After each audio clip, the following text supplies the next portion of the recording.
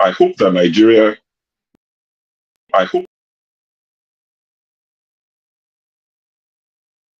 Don't forget, that state is now oil producing state. So they now have derivation.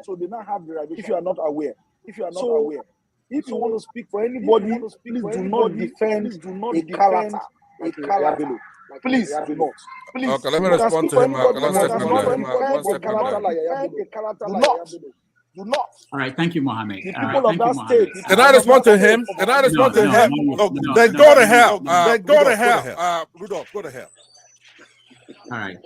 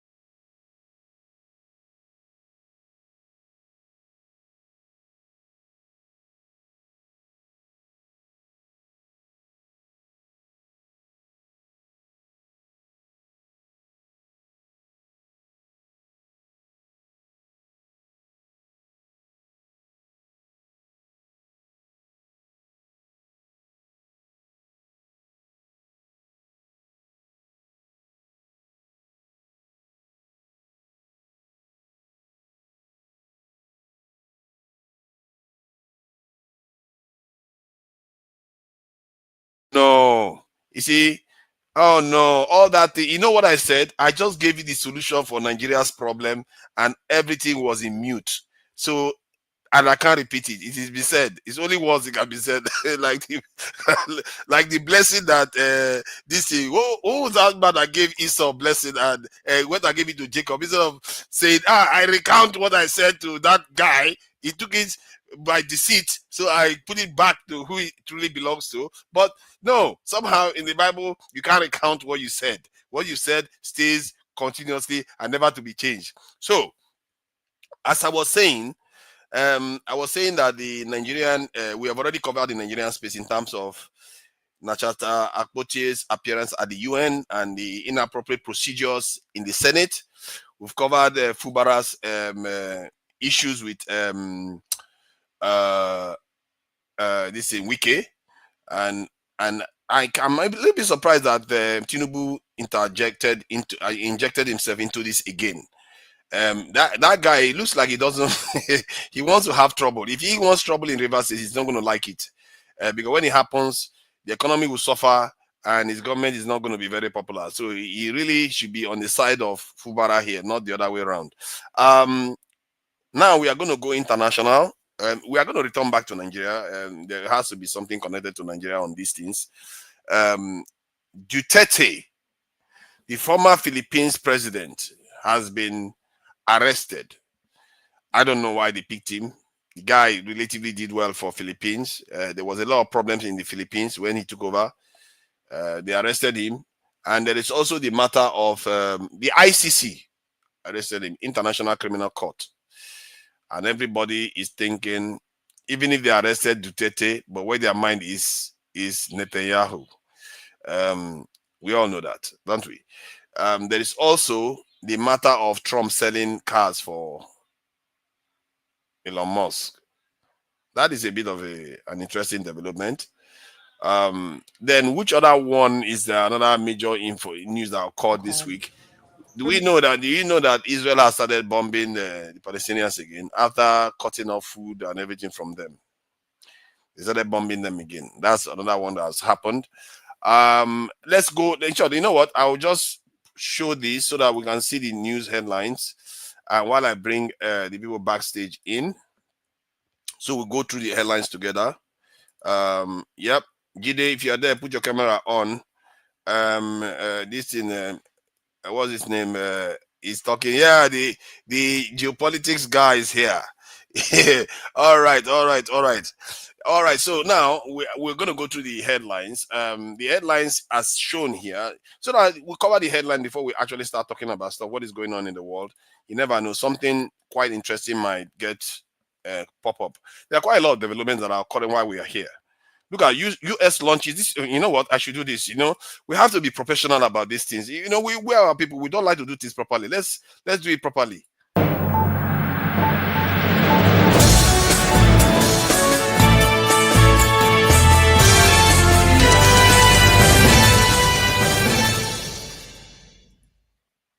U.S. Come on, get out of the way.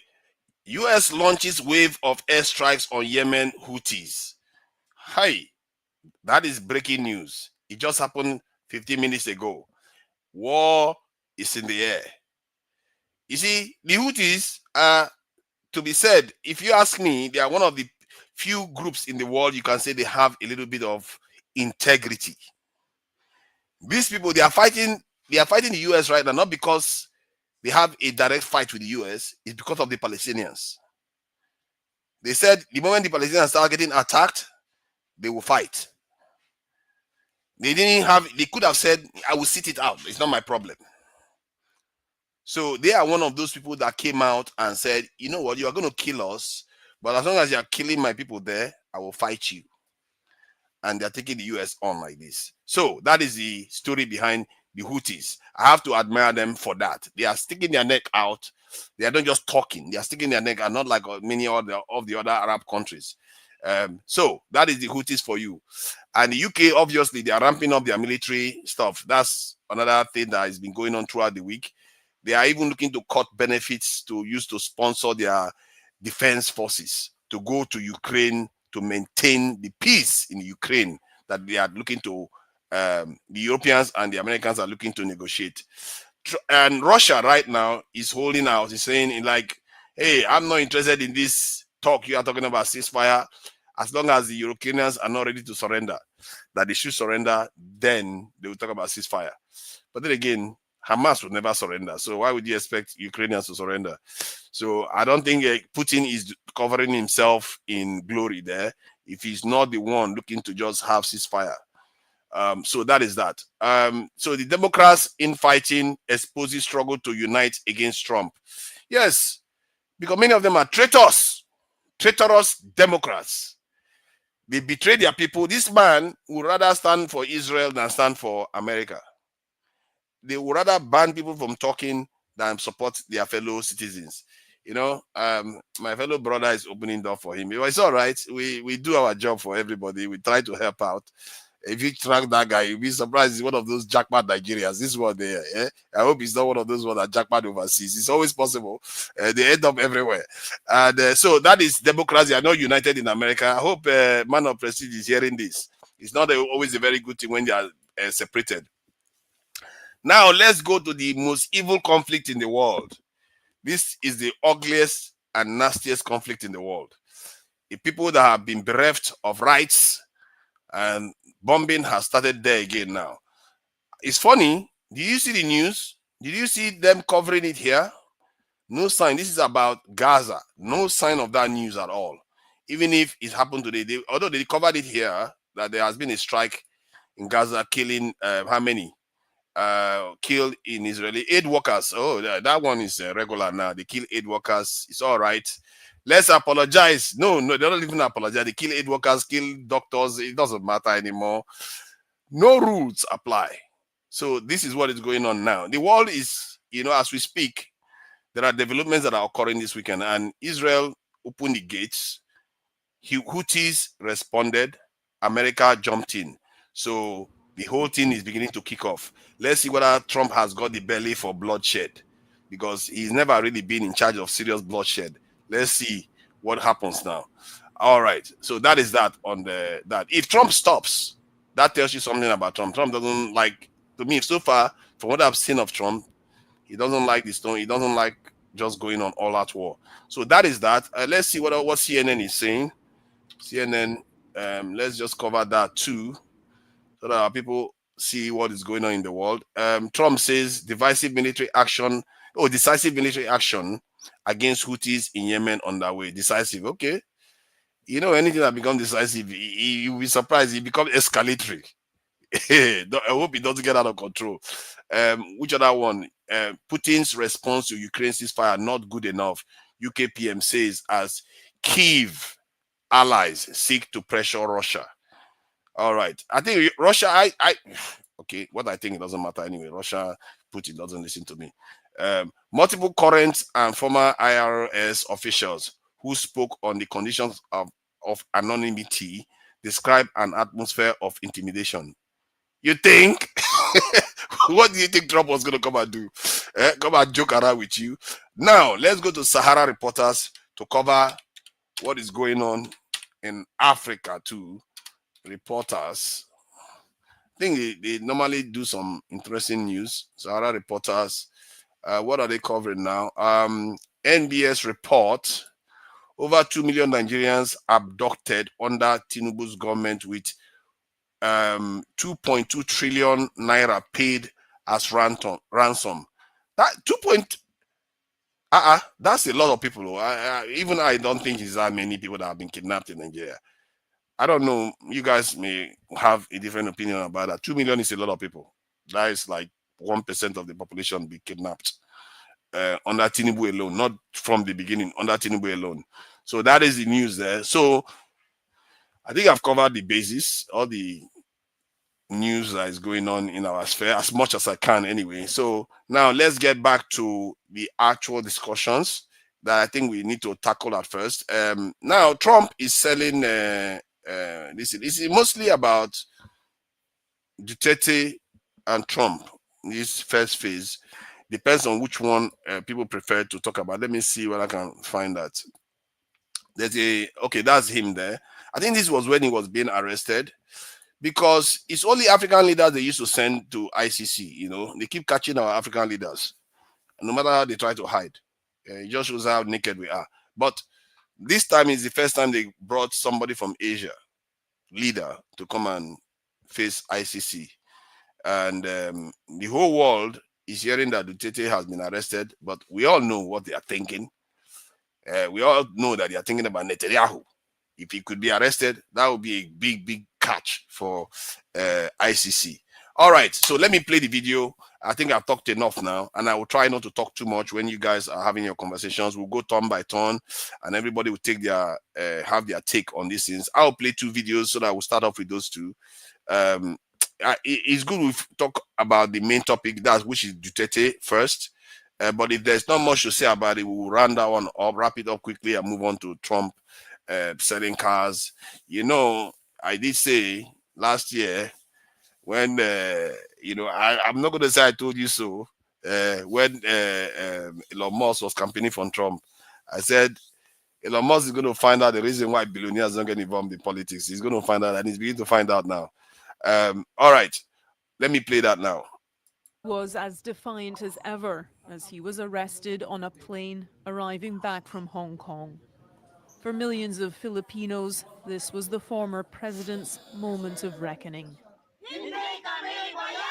But as he was read his rights inside the airport, a group of his supporters voiced their outrage at the gates outside. The International Criminal Court had issued a warrant for his arrest on charges of crimes against humanity and murder. He was detained at Manila Airport for several hours, his daughter live streaming as her father declared he was being held illegally and without evidence. Or at least have you read the case at that time when you made the arrest? The Hague has been investigating Rodrigo Duterte for more than a decade. He rose to power on the back of a ruthless reputation for his war on drugs. In 2016, when Duterte went from city mayor to president, we witnessed firsthand how he dealt with drug users and dealers. Every night the body count would rise, thousands falling victim to the president's cold-blooded crackdown. We spoke to dozens of families left grieving loved ones shot dead in the street. 45. But we also met the vigilante killers who worked with the police to execute Duterte's brutal anti-drug policy. At a Senate hearing last year, The former president admitted having death squads and defended his actions. I did what I had to do to protect the people and my country. Duterte protesters took to the streets in Quezon City to welcome his arrest, holding the pictures and names of those they say were killed on his orders. We see this as a positive development in the goal of the Filipino people to really hold Rodrigo Duterte accountable. An 11th hour appeal to the Supreme Court failed to save Rodrigo Duterte from being forced on a flight to The Hague.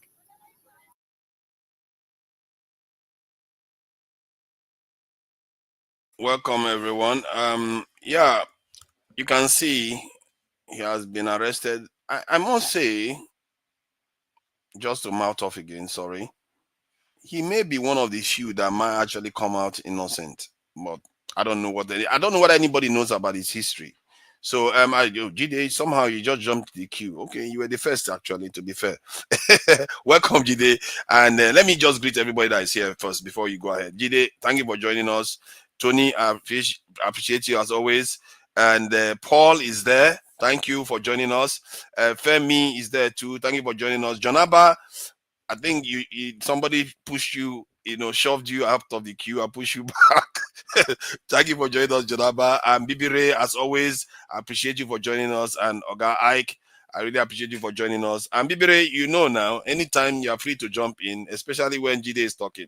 We like to make sure Jide doesn't say much. Jide, thank you. Thank you for joining us. What do you make of this? Yeah, thank you so much, forefathers.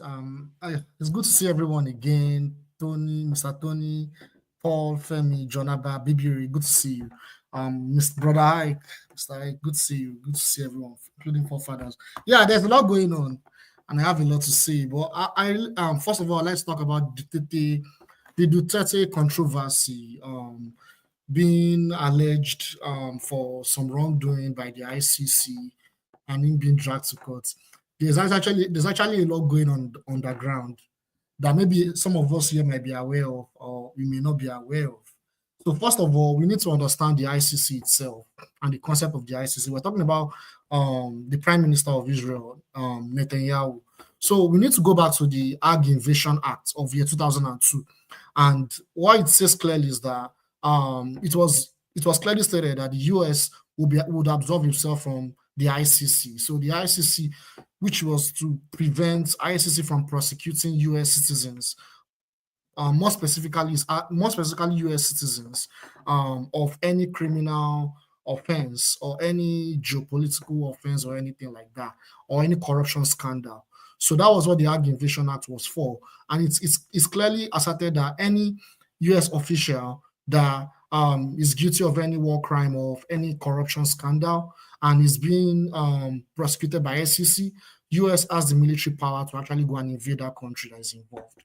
So as a result of that, you have situations where Netanyahu is actually Prime Minister of Israel, no doubt, but he's also a US citizen. So that plays a role in all this. So even though ICC may want to investigate Netanyahu for war crimes with the war going on in Gaza and stuff, we need to understand that the Western elites have said clearly that if ICC does anything crazy or anything funny with that, they will actually impose sanctions on them and weaken them. After all, they are their boys and their girls, so they dare not do anything against their will, right?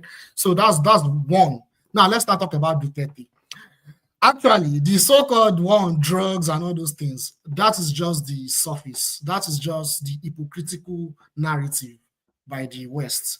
There's a lot actually going on underground. No, that's not actually the case. Why ICC is prosecuting Duterte. Like I said, ICC goes after countries, particularly countries that are like not the US or the collective West. They go for countries in the global South. I think in the past, they've prosecuted some African leaders. They've prosecuted from African leaders for corruption and stuff. So this Duterte, even though there are some, like I said, underground reasons, Duterte, during his presidency with the Philippines, he made some radical changes that the US and the collective West frowned upon. They actually frowned upon it. So this was what happened under his presidency. From 2016, I think, to 2024, 2022, I can't remember. But very recently, I think it was 2022. Someone should fact check me. His presidency lasted from 2016 to 2022. Someone can please fact check me if I'm wrong. What he did was, he actually was trying to break away from the alliance of the US. Because if you look at the history of Philippines was colonized by the US for centuries. And even when they so-called got their so-called independence, like our country, the so-called independence, US still controls that country.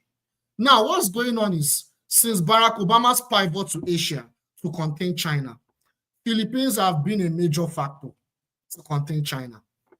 Duterte's role when he came to power was to break that alliance with the US.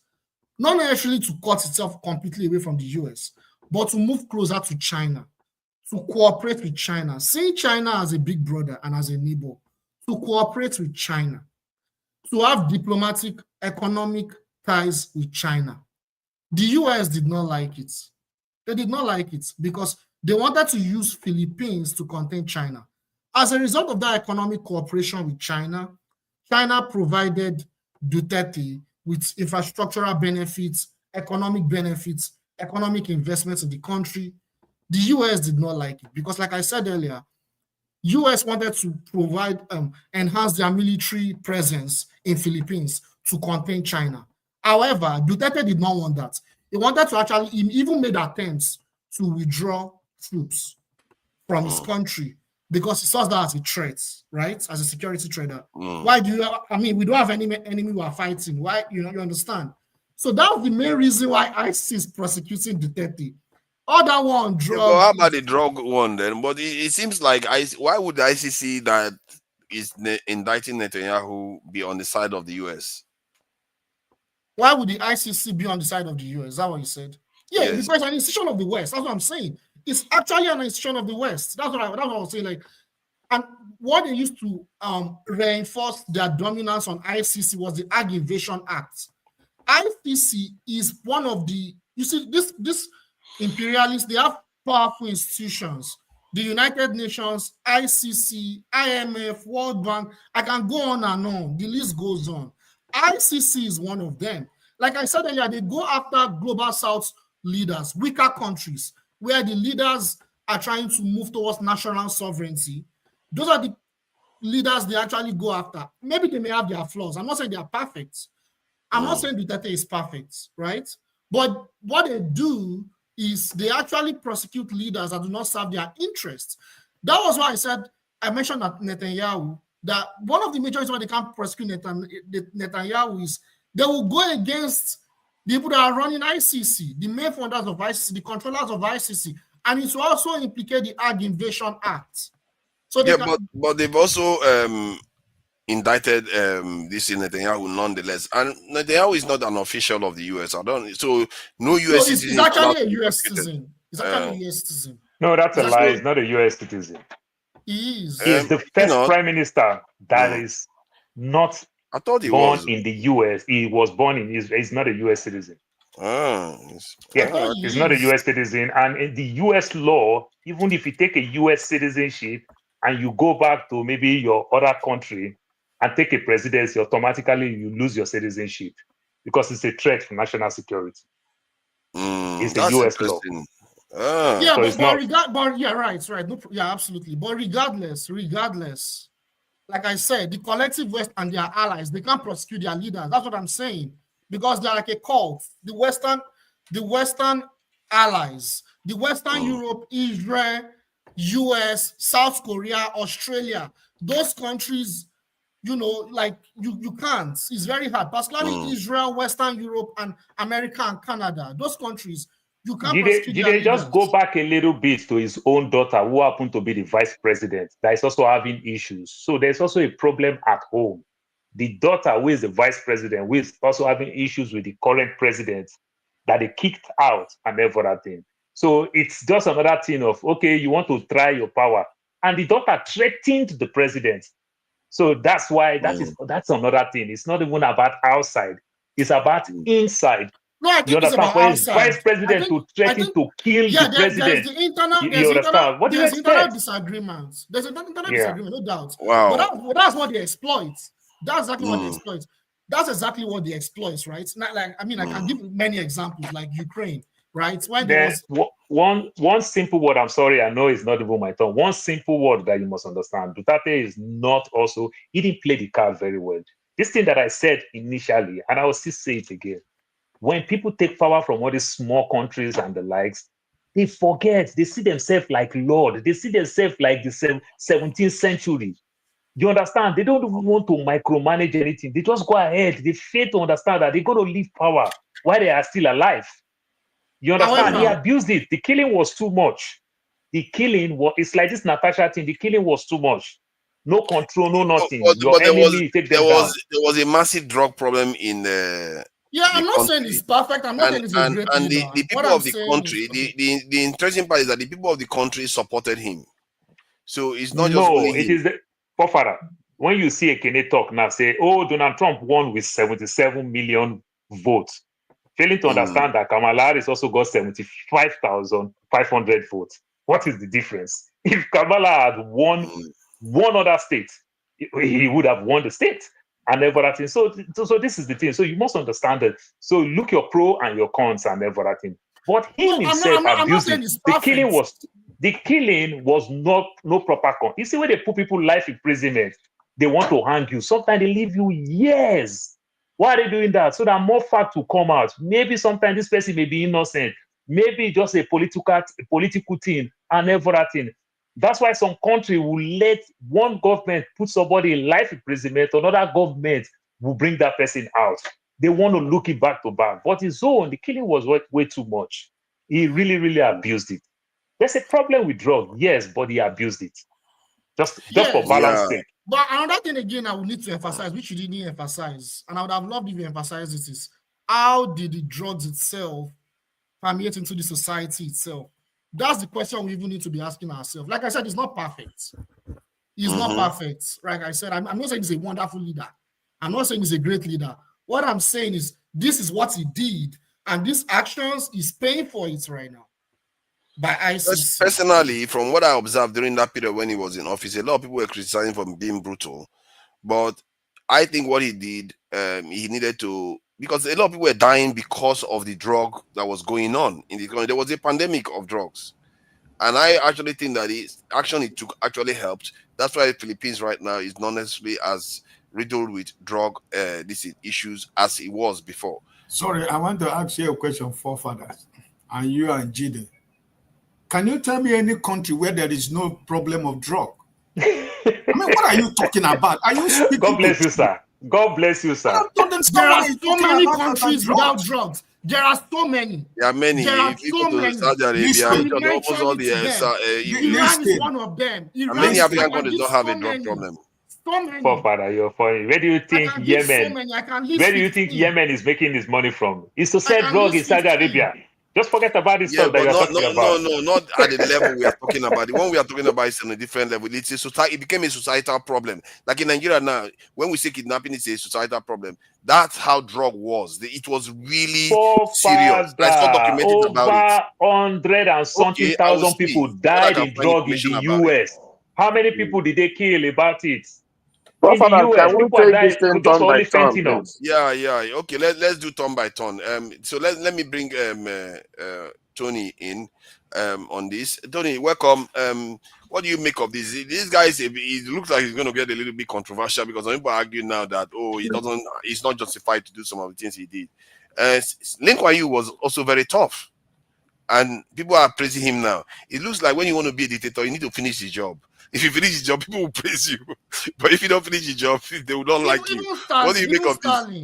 Stalin. I mean, I still did not exist during the time of Stalin. Maybe if they said they would have arrested him. Good luck with that one.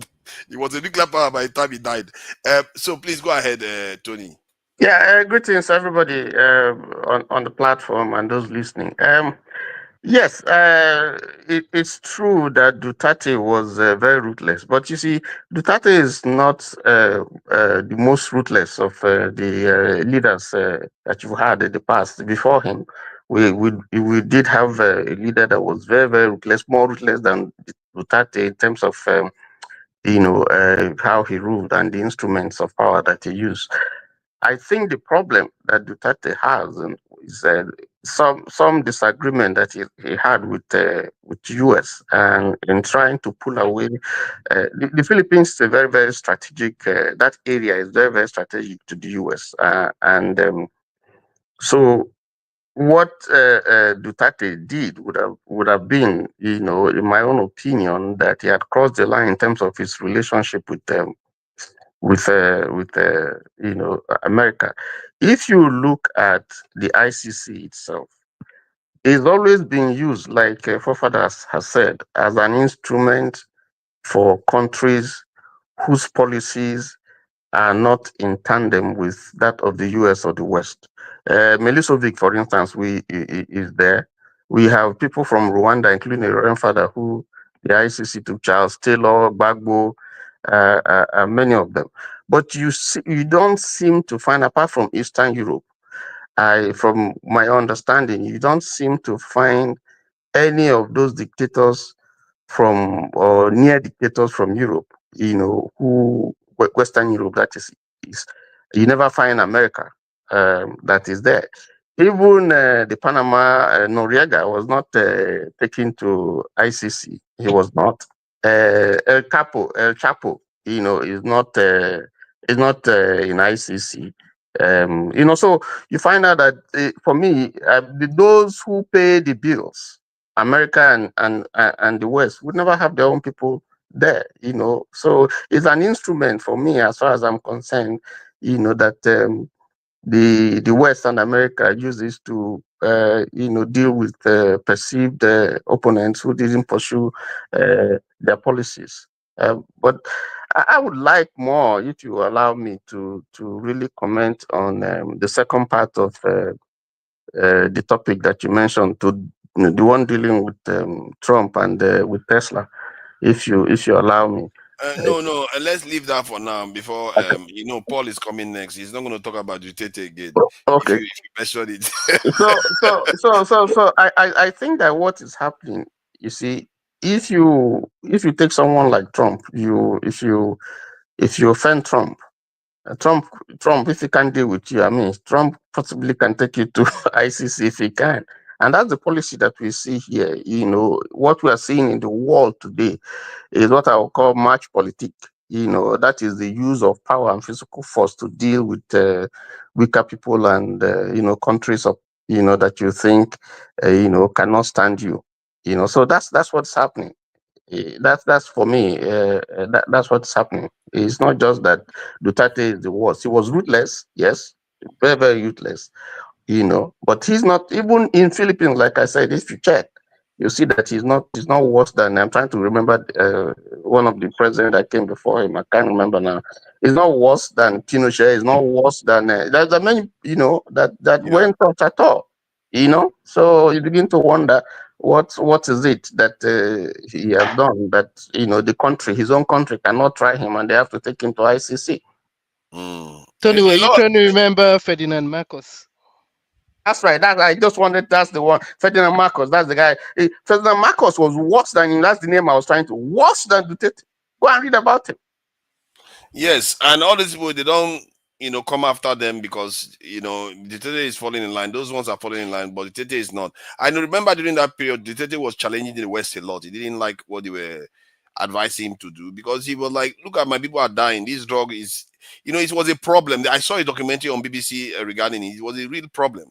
And it looks like now people have forgotten. They just arrest him because he killed people. Yeah, he did. That's for sure. I saw family members that have lost people and all the rest. But people were already dying from the drug problem. Today, I don't think Philippines is like that again in terms of the drug problem. He came and did the dirty work, and now he's going to pay the price for it. But that said, anyway, that's just my own opinion. I saw the documentary. That's what swayed my own opinion about him. Welcome, Paul. What do you make of the Duterte business? I don't know how much you know about him. Yeah, I know a little bit about him, and if I would say that. So the Duterte issue, like I said, the biggest thing that bring him down is his daughter, who threatened the president that he's going to assassinate the president. the vice president. You understand? This one is not like it's not like somebody snitch on him and every other thing. So that's why. So they are just giving her. And Duterte lost relationship with America. You get the point now. Even when America is giving the Philippines $1 billion, because China used to take the plastics and every other thing. China take all these things when they bring goods to America, then they take all these recycled plastics and the like, they take it.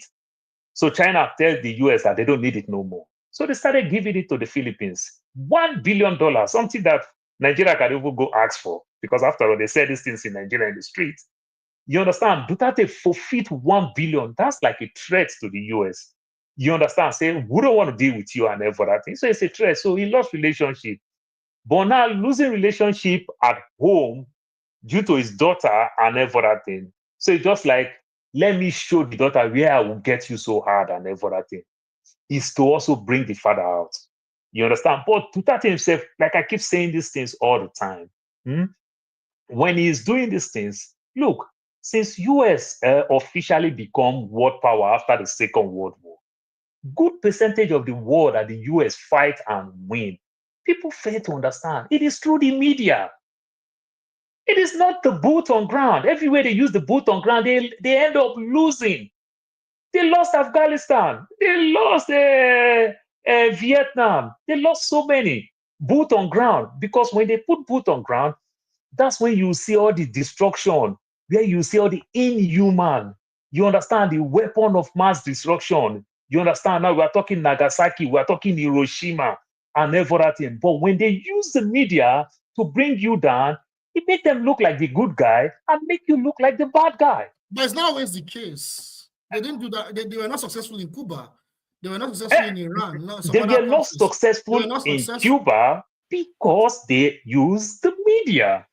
You understand? Because if they use boot on ground, they weren't successful. And they use the media, what is affecting the economy of Cuba? No, it's sanctions, not the media. It's the sanctions. It's the blockade. So that's exactly, see, US sanctioned Russia, 23,900 and something. Maybe by next week, it will get to 24,000. You understand? If not because of Russia is strong, 23,000 plus sanction. That's exactly what they're doing with Cuba. You understand? And everything. But what I'm saying is that understand these things very well. Where US succeed very well, it is through the media, make these people bad and threaten other nations not to do business with you, not to do anything with you, because if you go near them, they're going to punish you the same thing. So which means they didn't use boots on ground. They use the power of the media and everything. So what I'm saying, if you want to fight these so-called barbaric people, you understand, even though if people do wrong, also use that media, find a way to make the whole world see that these people were wrong, so that you can defend yourself anytime, any day. They can be good reference case. You see what is going on in Guatemala, Honduras, and everything. Sometime, what do you think will happen to that guy? You understand that with all the menace that is going on. So this is what I'm saying. Try them. Let them stay for so long. What do you mean? Sorry, I don't understand the Guatemala one. Is the president fighting drug? Because I remember there's a country in that area that has a lot of drug problem and gang problem. The gang problem and everything. But the way this guy handled them, the guy is so tough. But the day that he is going to lose relationship with the West, then you see all this documentary, the way you cave human being, you put 12 feet, 12 times 12, how do they call it, room where you put almost 200 people. These people sit down like this, like monkeys and everything. When they run all these documentaries and everything, what do you think will happen to you? This is barbaric. This is inhuman. You understand? Yeah. They still have right to live. You understand? Actually, hold on. See. I think this thing that we do, like we say, okay, I'm having opinions. You know what? I'm going to hold my mouth and please. Issue is looking at me. Please go ahead. So Father, what I'm saying is that look at the US now. Take for example now. Look at Guantanamo Bay. The kind of thing that they put people there. None of us see it. We can't even justify it. Or we just know that it's just Guantanamo Bay. We don't see it. You understand? But the thing you see about these people, they try as much as possible to tell the world that these people are criminals, these people are inhuman, these people have done this, these people have done that, these people have done this. That's why we are punishing them. So this is what I'm telling my people. If you want to bring people down, find every type of excuse, find every type of way. You just, for example, I'll deviate a little bit. This thing that we will see Fulani S-men, they give the all type of name that I've never seen in dictionary before.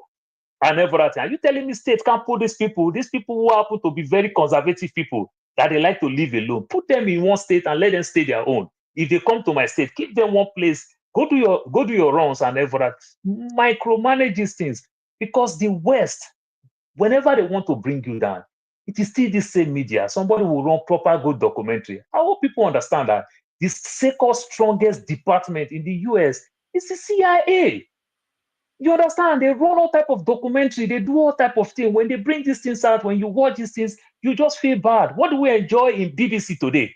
If not documentary that they go do one investigating thing, then they run some type of documentary. You work on your emotion. You just hate the people automatically. You understand? And every other thing. We fail to understand that the two biggest things that has caused the whole problem in this mankind today is it not Christian and Muslim? Is that not the two religions that kill all our cultures and tradition? To set this question, you can because argue they that we make killed themselves our like culture good and people tradition. in our front, but they do very barbaric thing behind us. You understand? So that's exactly what I'm just saying. I'll leave it for other people to I think, contribute. I think people have different opinions about this. I think it's Femi Stone. Let me bring Femi on. So, Femi, what do you make of Duterte? Is he the villain that they paint him out to be, or is he misunderstood? There is also the argument of where do you draw the line? If there is a gang problem in your country, is there time for human rights? This situation.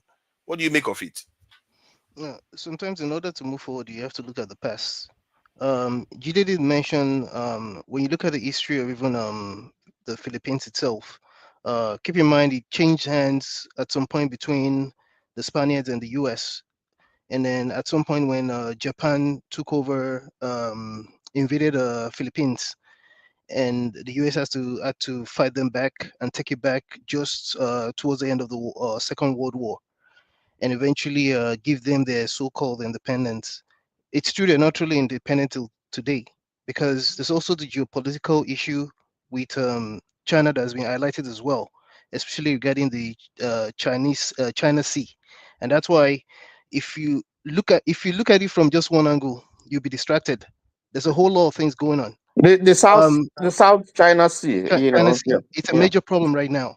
And especially when you even go beyond that and you go as far as even what's happening with Taiwan and what have you. One other thing that interests me, and which is where I always align with Doctor when he brings up some topic, and some not necessarily on this panel really, people generally think whatever happens in other parts of the world doesn't have a correlation with Nigeria. Something I find particularly interesting, and Mr. Tony would know this very well, probably Paul. I was very, very young. I had no clue, but I used to pick up some of my father's papers. I mean, he's one of those that during the days people still read a lot. And something that I recollect from when I was very young was Corazon Aquino. And that he never left my head, even though I didn't understand the details. So years later, I revisited it. One thing I realized, and this is where I see similarities with a country like Philippines and their history politically, generally speaking, corruption, drugs, what have you, with Nigeria, is when you look at it, after Ferdinand Marcos came to power, he did all kind of shenanigans and all that. Keep in mind, in fact, the current president right now is related to Ferdinand Marcos. Now, why am I drawing this correlation? Even Corazon Aquino, his own son also became the president. Yeah. And keep in mind there was I say yeah. Yeah. Keep in mind it was Ferdinand Marcos's the current president's father that assassinated the father of the current the husband of Corazon Aquino before she came into fully into politics. In fact, one thing that would also interest you is that even Ferdinand Marcos's wife, despite how they ruined the country, because you need to see, you need to go. Philippines is like Nigeria, basically. Let's be that way. The amount of corruption, because even the drug situation is also tied to what's going on in terms of the population and the amount of people that are living below poverty line. Again, also tied to the population. Philippines has just as much population as Nigeria. I think they're about 12th or so in the world. Nigeria is 6th. Now, again, I mentioned corruption now, and I'll continue to emphasize on corruption.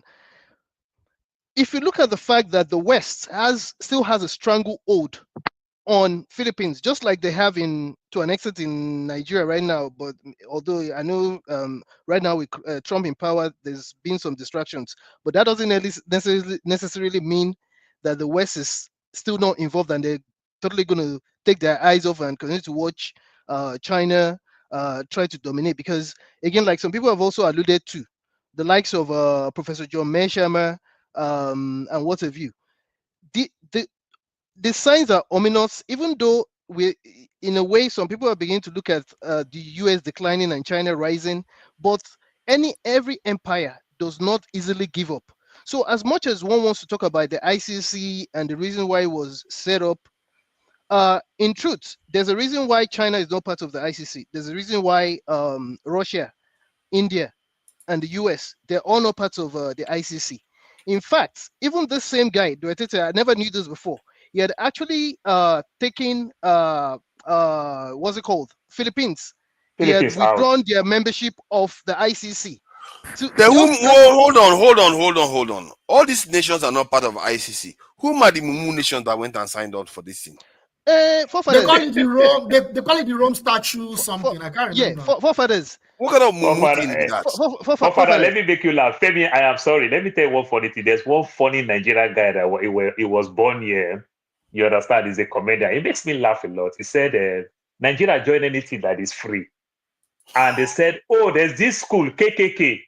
The father said, sign me in. Why would you sign on for something that most of the powers are not going to be subject to? That is so. You should just sign up to be kind of subjugated, really, and that's what's happening. So I don't know what country. Why countries even bother with this? I want to assure you that everything political that's been happening in the Philippines till this moment has the hands of the West in it. Now on a final note, one thing I quickly did some research on, because again I made allusion to the fact that I've been interested in Philippines right from Aquino's time and down to when again, Mr. Tony, you probably remember this. There was this case of 3,000 pairs of shoes that was found. Yeah, when we're growing up, for some reason, you heard those things, right? You remember hearing those things. Information. But if nothing was done about Ferdinand Marcos at that time, I mean, that it tells you who the puppets and the puppeteers are. It is when you're listening to the West that you're fine. When you become a problem, whether through ICC or whether through IMF or whatever, there's always a problem. And on a final note, I want to live with this. The drug problem is not limited to any one country. In fact, there's no way. I always tell people at my job that there's no way they'll go to Saudi Arabia or UAE or Qatar or all these countries have drug problems. So just because you don't hear about it does not mean. In fact, there's virtually no country that's not a major hub now. So this thing of major hub, it's just that despite the fact that there are punitive measures, just like you have in Indonesia and those core Arab countries where people are most likely killed, it doesn't stop people, because when it comes to money and greed, and especially drugs, people still do anything. It does not matter. So there's only few. There's rank now. There's rank. Some of them. There's class rank. one. There's rank. But all level. I'm saying is that the drug thing is not be today. It is not. So basically, let me just end this way. I'm sorry.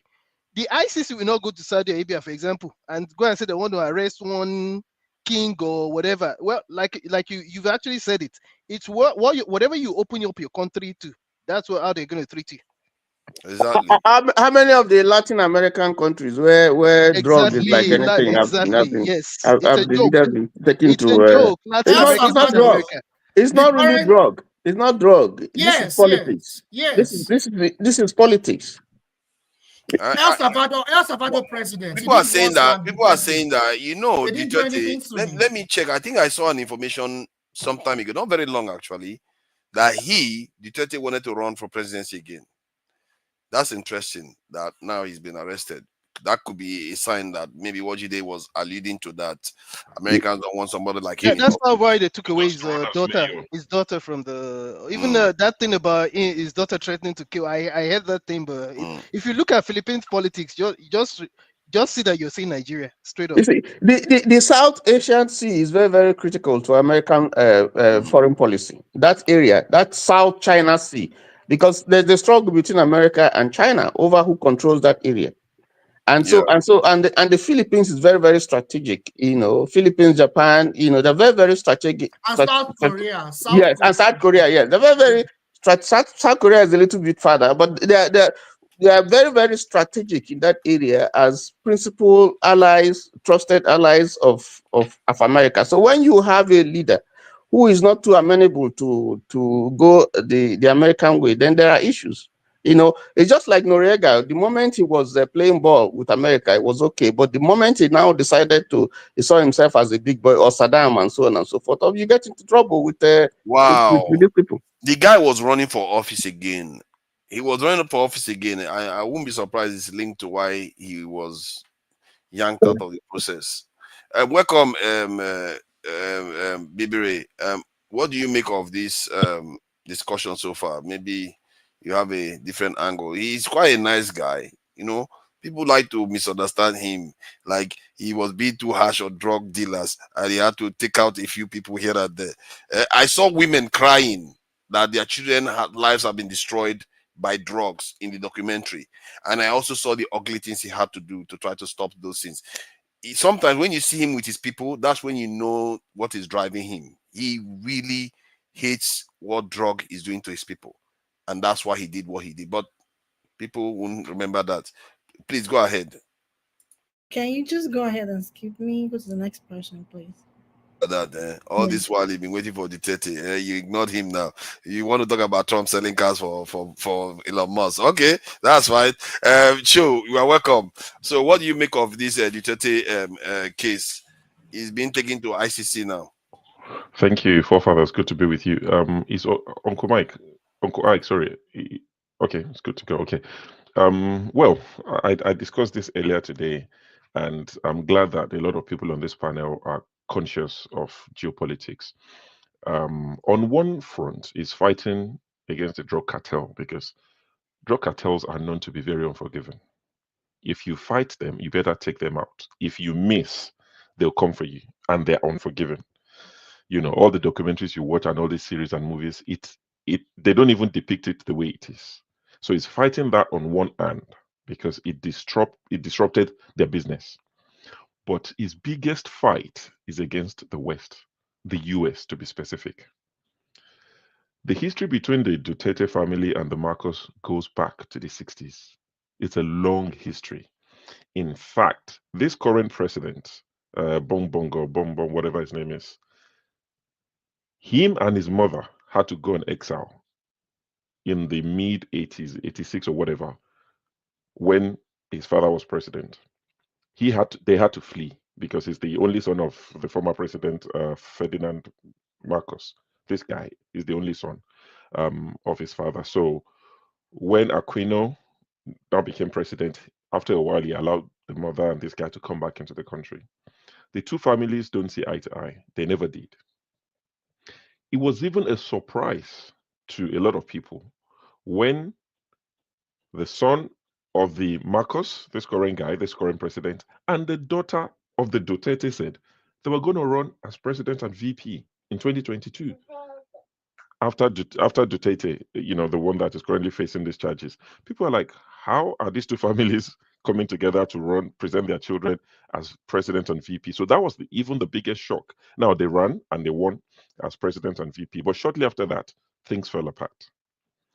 The current speaker of their Senate is cousins to the current president. If you think Nigeria is bad, like someone rightly said, Philippines says, hold my cocaine or hold my drug. It's not hold my beer. So the president is Duterte, is Marcos. The speaker, the number 3 citizen, is his cousin. The VP, who is a Duterte, and the number 3 citizen, they've fallen out big time. There's a big issue going on between them. So they started at the Senate, they started the impeachment proceeding. They didn't waste time. So they've started the VP's impeachment proceedings. But remember, when Duterte, the father, was leaving office in 2022, he was president between 2016 and 2022, they do 6 years. When he was leaving office, his approval rating was 75%. Imagine. Yes. That's what I was rating. saying. I saw it in that document. Now, the people like him. Majority of the people like him. They have their midterm elections coming up very soon for their Senate. He was meant to be campaigning for their own loyalists to go and fill the seats at the Senate. Now they've tied him up with this case. He can't go and campaign for anybody during this midterm. So the Marcoses would have a free reign and a free go at the Senate so they can consolidate power. Also, in 2028, when they'll be due for another election, his daughter is leading at the polls, the current VP. She is leading at the polls, and Daddy will have supported her to become president. So Daddy is now tied up.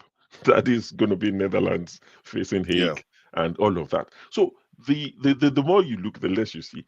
I always say, when you see all these countries they call third world countries, developing countries, whatever name they give us, when you see fight, this kind of fight, look beyond the surface. There are bigger players pulling the strings. Duterte, that is currently in Netherlands, he's personal friends with Xi Jinping of China. They are good friends. He is pro-China. The Marcoses are pro-US. As soon as this Marcos guy came into power in 2022, US came back. They have their bases now in the Philippines, which Duterte didn't allow. So all these things, they are just pawns. The bigger players are China and US fighting, but they would use other people to fight their war. So I just thought when this conversation came up, also say let me come up and give man, your in-depth knowledge of these things, man. Crazy. Man, you guys really know stuff. I didn't know that. You guys, everybody has deep knowledge apart from Bibire, of course. Bibire can't be bothered. She's just not interested in discussing it. She wants us to finish Trump. She can't be bothered. I've seen her go head to head. I've not been around for a while, but I've watched and I've seen her go head to head with Jide sometimes, with Kenne sometimes during the election. But it's all good. Americans are very invested. That was, I have to say, that was a master class what you did there. Your in-depth knowledge honestly, of Philippines. It's about US and like people said, who's going to go and take the Prince something of Saudi and say what you did to Khashoggi is bad? Who's gonna tell him that? They won't. So this guy, they just want to tie him up and make sure that the Marcoses consolidate power because they are pro-American. So how do you think this ties to MBS Netanyahu? give Trump $2 billion, invest $2 billion in Trump golf course. $2 billion. Well, so exactly. you say Trump in terms of $2 Netanyahu, billion. In terms of Netanyahu, they will say they are looking for him. They would issue warrant warrants. ICC they don't have to win every case. Yeah. If they lose the case, then what? They will say, oh, but we tried him and he won. And they'll let him go. So Netanyahu is not going. If they catch him, he's not going because there are too many. His own has too many evidence. I actually think the person that might stand the chance of getting away with it is Duterte. So that's why I'm saying that with Duterte, it might just be to hold time while they get what they get. And once they are done, they release him back. But do you think that them doing this to him might actually make his daughter even more popular? With who? The voters, because it happened with the guy in Pakistan. I've forgotten his name again. Oh, what's his name again? Imran Khan. Yeah, it happened with Imran Khan. It's possible, but remember, Philippines is very similar to Nigeria. They also have what they call power of incumbency. You see that when they say power of incumbency, or they tell you somebody is a grassroots politician, they are using Oyibo to deceive you. Power of incumbency means we're going to rig you blind. Grassroots politician means I'm in touch with the thugs. So when they have these things in place, don't let them fool you. Anyway, that's all I came to say. I'll be watching. Enjoy the rest of the show. Thank you for that. That was a great take care. listen. I learned a lot about the politics. I almost pressed end stream. I was going to press leave studio. Look at that. Look at that. You have started on that then forefather, anytime you are dealing with you are dealing with US and you refuse to take money that they give to you, nothing scares them more than that. Yes. Because they know that is the most easiest soft power that they use on you. Now they threaten to say we're going to pull back our funds like they're doing with the USAID. But when you refuse $1 billion, you understand, you refuse their fund, nothing scares them more than that. You understand? Because they understand that you're not on their side. That's exactly what I don't know why one has to choose sides. Personally, that's how I look at it. I'll just say, do this for me. If you don't do this for me, I'll go for this side. I don't care. This thing that they try to force leader to choose, I don't know who I think Lin Kuan Yew didn't choose sides. It wasn't against China. So, Lin Kuan Yew grew because Lin Kuan Yew used the China method. The China method simply means Lin Kuan Yew grow his economy internally, not expecting all this export, this. No, that's exactly what China is doing. That's exactly what China did. That China could stand very well because when you talk about trade now, China is even bigger than the US. You understand? China is big. So if they sanction China for all they care, China will still push this market through black markets. You understand? Still push the product because many of the countries still need their product. You understand? So these are the things. And you sanction China, you want to go buy in Cambodia, Laos, Vietnam. China is investing heavily in all these countries, the Philippines, Laos, Cambodia, all of them. So why you sanction China? Why they put all this tariff on China? You go to Cambodia and buy, that money is still coming back to China. That's why China don't want to talk anything about your let's policy. Bring Ike in. He hasn't commented on Duterte. Ike, are you not a fan of Duterte? They say he was very popular when he left office. So 70-something% approval rating. What do you make of him? You know, Jide started with telling us that America went away from ICC, right? They are no more member of ICC. They right? were never. They were never. Okay. Okay. They used the Ag Invasion Act to validate. Okay. To validate it, yes. Okay, which means that that show you that they know they are guilty of the same committing of killing people in countries. That's why they did that. So I don't know why we are being deceived by this American superpower, American this. Why are they? Because they know this is what they do in countries. When you don't defend their interests, they don't care who they kill. And they don't care who remains. Right? 1 minute. Do you know the guy? Oh, yeah, after this, we are going to go over to the Trump issue. And I'm sure, what's his name? Man of Prestige is listening. Anything that slices the Democrats is not going to allow it to go past. If you are ready, Ike, you can go ahead. Yes. So I just want us to understand something. America is guilty of whatever crime that the ICC is fighting because that's what they do. That's what they do to enlarge their power and positions and influence around the world. So they are equally guilty of the same killing and stuff. And that's why they have said that none of their citizens should be ever tried in ICC with whatever crime they have committed, which means they know they are committing the crime everywhere. That's by the way. Let me just share one thing quickly. What an American official shared. He said, I think that was just after the 9/11, during that period, that they were bringing so many people in to question them, and most of the people don't make it to the next morning. Like they were just ending them like that very, very quickly. And when they were, and this guy was talking about like a matter of fact. People don't know the level of depravity these people commit all around the world. Well, sorry, please go ahead. When you were saying that that is what they are doing, there's some truth there. It's not about some truth. This is the atrocities America is committing anywhere in the name of democracy, in the name of press freedom, in the name of freedom. It is the same killing that they do. And that's why they say that none of their citizens should be tried on that. That's by the way. Listen, I live in an island, and I am very close to Venezuela. I'm very close to Colombia. I am very close to Brazil. There is drug problem everywhere. That's why I said that when Jide was making a comment, I said, which country does not suffer from drug problems? But you can talk about the level or the high or the ratio of what kind of level of ratio of drug problem those countries and islands, they suffer. So the drug problem is not peculiar to Philippines. In the whole world, you are in America, Paul, you live in America. It's a problem in America. Is it not a problem in the US? I literally live in the capital of drug. I live in the capital. Yeah. I live in Arizona, where everything is coming from Mexico. From Arizona is where they ship it out.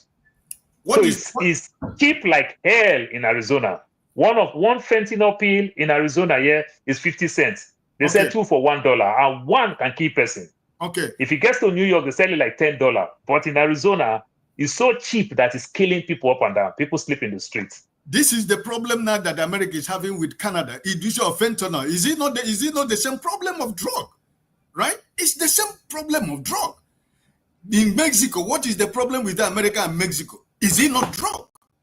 Because they are the Americans, they are the people that are using the drug even. Are they not? They are the people that are making use of the drug. So drug is part of the economic power in our US, right? So I don't see any country where we don't have a problem of drug. It's everywhere, but the ratio is the problem. Listen, I do not want people to say, what this Duterte, the former president of Philippines, did when he was there. My brother, this guy is a monster. He's a murderer. I don't care where you want to have your relationship with China. By the time you finish killing the same people you want to take to China, I don't know who you're going to rule. I don't know who you're going to rule. You're going to rule your family and the family of Marcos.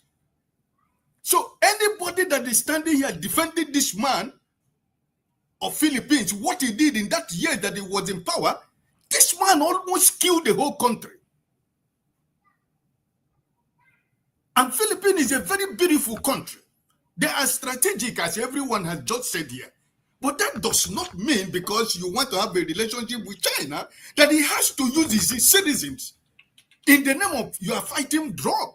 Drug is everywhere, even in Philippines, even in China, everywhere. So if they have been, I'm happy he was arrested. And listen, I don't have sympathy for people like this. And I cannot condone people like this just for the fact that because America is having problem because the man decided to have a relationship with China. And that is why that he was allowed to be captured by ICC. No, my brother and sister, listen, we have to be honest. I followed the politics of this man when he was in Philippines. I mean, it became a country of terror. People get afraid to go to Philippines. When you're walking in the street of Philippines, people can cut off your hand because of the wristwatch you're putting on. When this man was president in Philippines, it became a lawless country. People are living in fear. Even the people who claim to be doing genuine business. Every family, everyone is living in fear in Philippines. Is that a country? So yes. I really personally don't think that, we're living a life today to live for our children, right? And at my age now, what will I gain if I don't speak the truth at my age right now? What am I fighting to be president of Nigeria tomorrow? Or fighting to be governor of the island where I live tomorrow? No. That's left for my children and my grandchildren. But I should be in a position to speak the truth. This man don't deserve to live. I am telling you. He doesn't deserve to have a life because he has taken so many lives. Political oppositions in the name of drug. He killed almost a lot of political opposition in the name of he's fighting for drug. That's not true. That's what people like him do. So if you don't value those lives, why should somebody value your own life? Should it be by killing spray is the only way that you can fight drugs?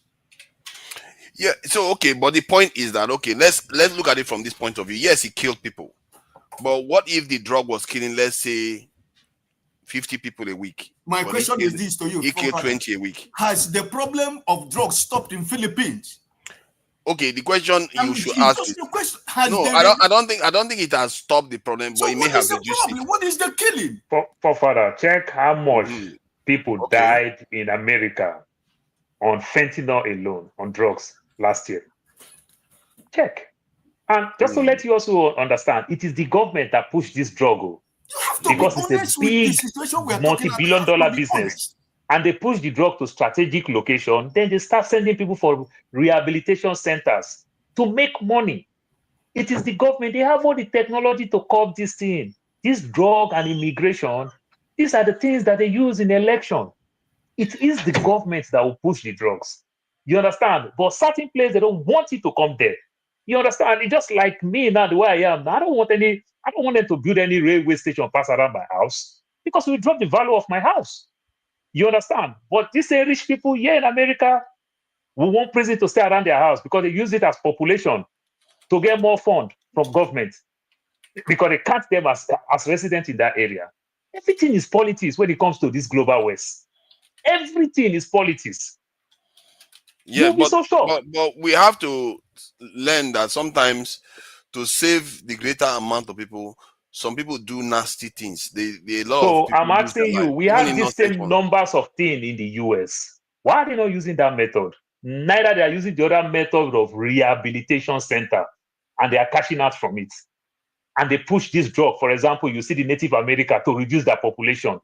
You see the African Americans to reduce men not staying at home with their wife and every other thing. What are you talking about? Yeah, but they are using it strategically. Information before I finish. In my small island where I live, we have a place we call Crusader. That's where they rehabilitate people who are on drug, people that are suffering from drug. We don't kill people. Some people get into use of this because of bad friends, and you have to separate what leads to somebody into taking drug. It's not about killing people that is the solution. Because when you kill people, all of us used to watch the films of these drug people and mafia. Like what Show said here. If you want to kill them, you miss. My friend, they are coming for you. Your entire generation. It's not just you, but anything that exists and anything that connected to you. So Mr. Ike, that thing that Show said is even the old movie. The current way, there are different methods to do all those things. Exactly. In my small island here, they have a place we call Crusader, where people that are into this thing, they rehabilitate them, and after rehabilitation, they put them they come back into the society. Some will decide to move to Holland to start a new life. It's not about killing. Every day they go there in the morning to eat they give them food in the morning, afternoon, lunch, and those who want to learn professional skill and other stuff, they're there doing that. It's not about killing. It's not about this idea of everything you kill your way into making your country to be a better country. I don't see where it works. Yeah, but okay, like I said, if let's say 100 people were losing their life each week due to drug taking, then somebody comes in and say, no, I'm tired of my people dying for drugs reasons. I'm going to come and fight these people that I believe are causing this problem, and I'm going to kill 20 every week. Would you say it's a fair trade-off? Okay, I can't hear you. Would you say it's a fair trade-off? Because that is at the crux of this issue here. In Malaysia, in Malaysia, if you're caught, Saudi Arabia, if you're caught with drugs, pushing drugs, is death sentence. In China, is death sentence. Yes, Indonesia also is death sentence. I know. So what is the business of The Hague? Trying a head of state for whatever offense he committed in his country. Why can't they try him in his country? Why? Yeah, they will say because he was a former president, he's popular, and he's popular. People will not want that to happen. There will be problems if you try to get rid of The point is that there are other motives. Nobody is justifying what Duterte has done. We've just said that Duterte was really ruthless, and we saw the video. And we have also said that Duterte was not as ruthless as what's his name? I keep forgetting. Some of the leaders who came before him. So, and there are so many others elsewhere outside the Asia who were very, very ruthless. My brother Tony, listen, we cannot continue to reflect and refer back to what other people has done. No, we only learn from history. No, the point is we just got to learn from what the errors and the mistakes that other people has done. Listen, do unto others what you would like them to do unto you. You cannot take an American citizen and take him to Hague and try him. You never. It can never happen. But that's what I'm saying. It can never happen. So what are we talking about here? I said it here because that's why they are not a member. And because they know that they are guilty of the same offense that they're talking about. Because in the name of democracy, they have killed a lot of people in so many countries of the world in trying to give them freedom and democracy. And are we not speaking the same thing? That's my point. Yeah, no. To dwell about what crime somebody has committed. Forgiveness is real, right? We got to let go. No, the point that we are making is, we have come to a world where the West and America dictates to us what is good and what is not good. We know what is good. We know what is evil. Everything that they do, they don't do it for free. They don't do it because it's altruistic. Let's just be honest do it. Can you allow yourself to be tried in any Nigerian court today? You just be honest to yourself. If I have had cases in court, but that has to do with land and so on. The point I'm making is when you take unless there are other extraneous factors that will prevent you from trying a head of state, that kind of personality in his country, unless there are issues that prevent you from doing that, I think it doesn't look. You can't take an American president and take him to Hague. You can't do that. You can't take even Nethanyahu. You can't do that. So let us understand that this is just this is the whole. Yeah, but why do we do this though? The people that we are saying that he killed, amongst them, they find him very popular. Yes. So what are we talking about? But we can explain that. We can understand that. I mean, Wike is popular in Rivers State. It's not because he's good. No, we know why. We know Wike is one fake popularity. we know that. Listen, no matter whatever anybody does, no matter the kind of life you live, there are people who always going to support you. But does that make that right? That's my point. It doesn't matter how many people is behind you. It doesn't matter how many, because you're talking about people behind you. Silently, there are people who are not talking, who are not speaking because they're afraid of their life. Okay, I'm going to ask you a tough question now. I'm going to ask you a tough question that is going to go right to the heart of. Yeah, but if you ask me if it's the question that I have to answer, I will answer. If I can't, I will tell you I'm not going to answer you. Okay, so now the question I'm going to ask that is going to go to the heart of the point you are making is, one, if Nigeria now, you find out that you need to do something, and this thing that you need to do is going to cost the life of 50,000 Nigerians, guilty or innocent alike. It doesn't even matter. Dispassionate, and it's going to cost the lives of 50,000 Nigerians. Dead, gone. But after that, all of Nigeria's problem that you've seen today, all of them will be solved. Every single one. It will be solved permanently. Would you take that action? My brother, you are being disingenuous and dishonest. There is no problem that will ever get solved. No. Yeah, but what if in theory it can answer that question because that question doesn't make any sense. But what if we came into this world and we made problem? Are you going to leave this world and problem will continue to exist? So what are you talking about? What if it's going to make Nigeria as developed as America? Would you accept it? There is not it. What our problem in Nigeria that we are not developed is because people are not being killed. But the question remains. People like me and you have decided to steal the common weight of everybody. So it's not about because people were not killed. That's why we are not developed or we are not developing. We are blessed with everything. No. I know why in reality, but this is a thought experiment. No. I don't want to play that thought experiment with you online where other people are watching you, because I just told you this. Problem has been existing before I came into the world, and I'm going to leave this world, and there is continue to be problem.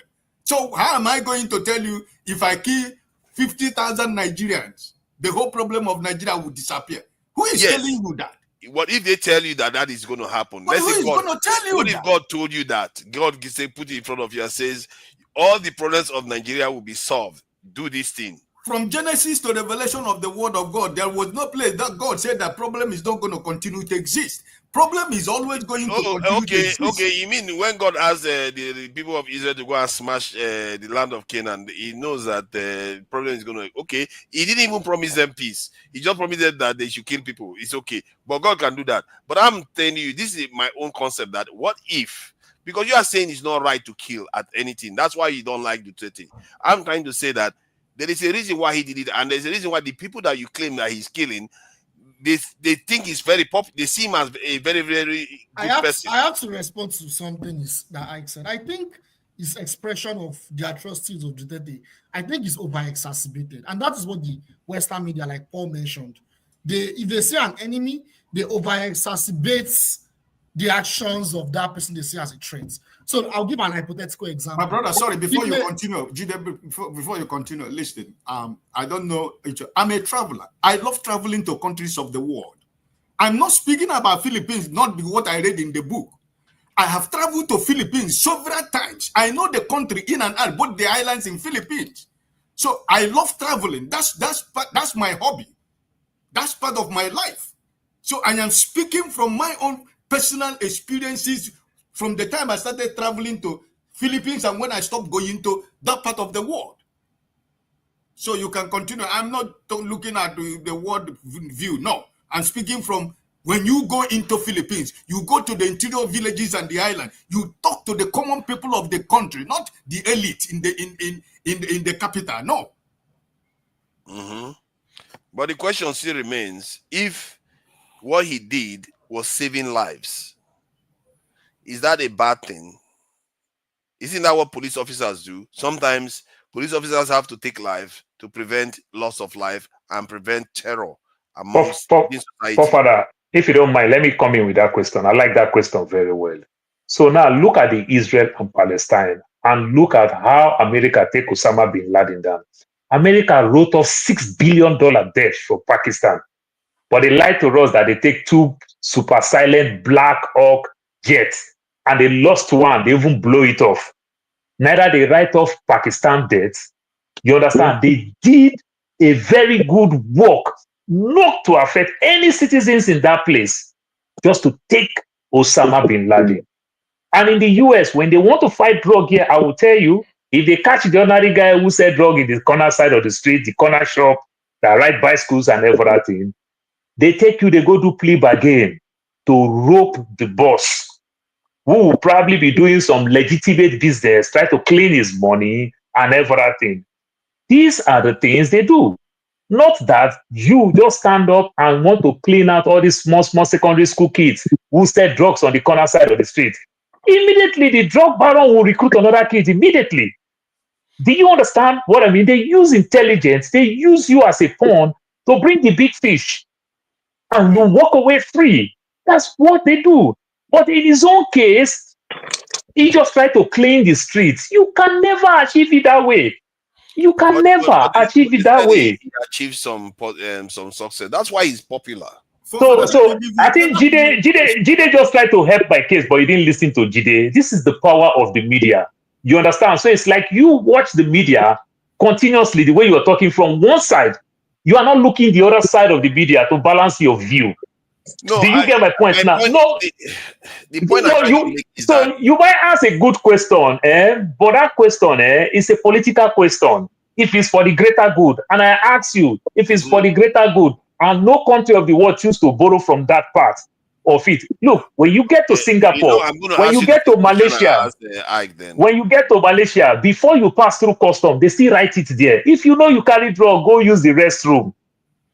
Okay, they still remind you again. Go use the restroom. Paul, You understand? That's a second chance for you not to meet the consequence.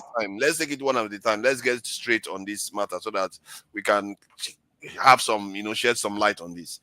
So the same question that I asked to Ike, would you answer the same question?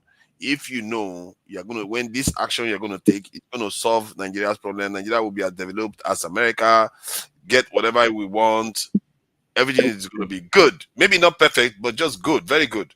Okay. And it's going to cost 50,000 lives. Would you do it?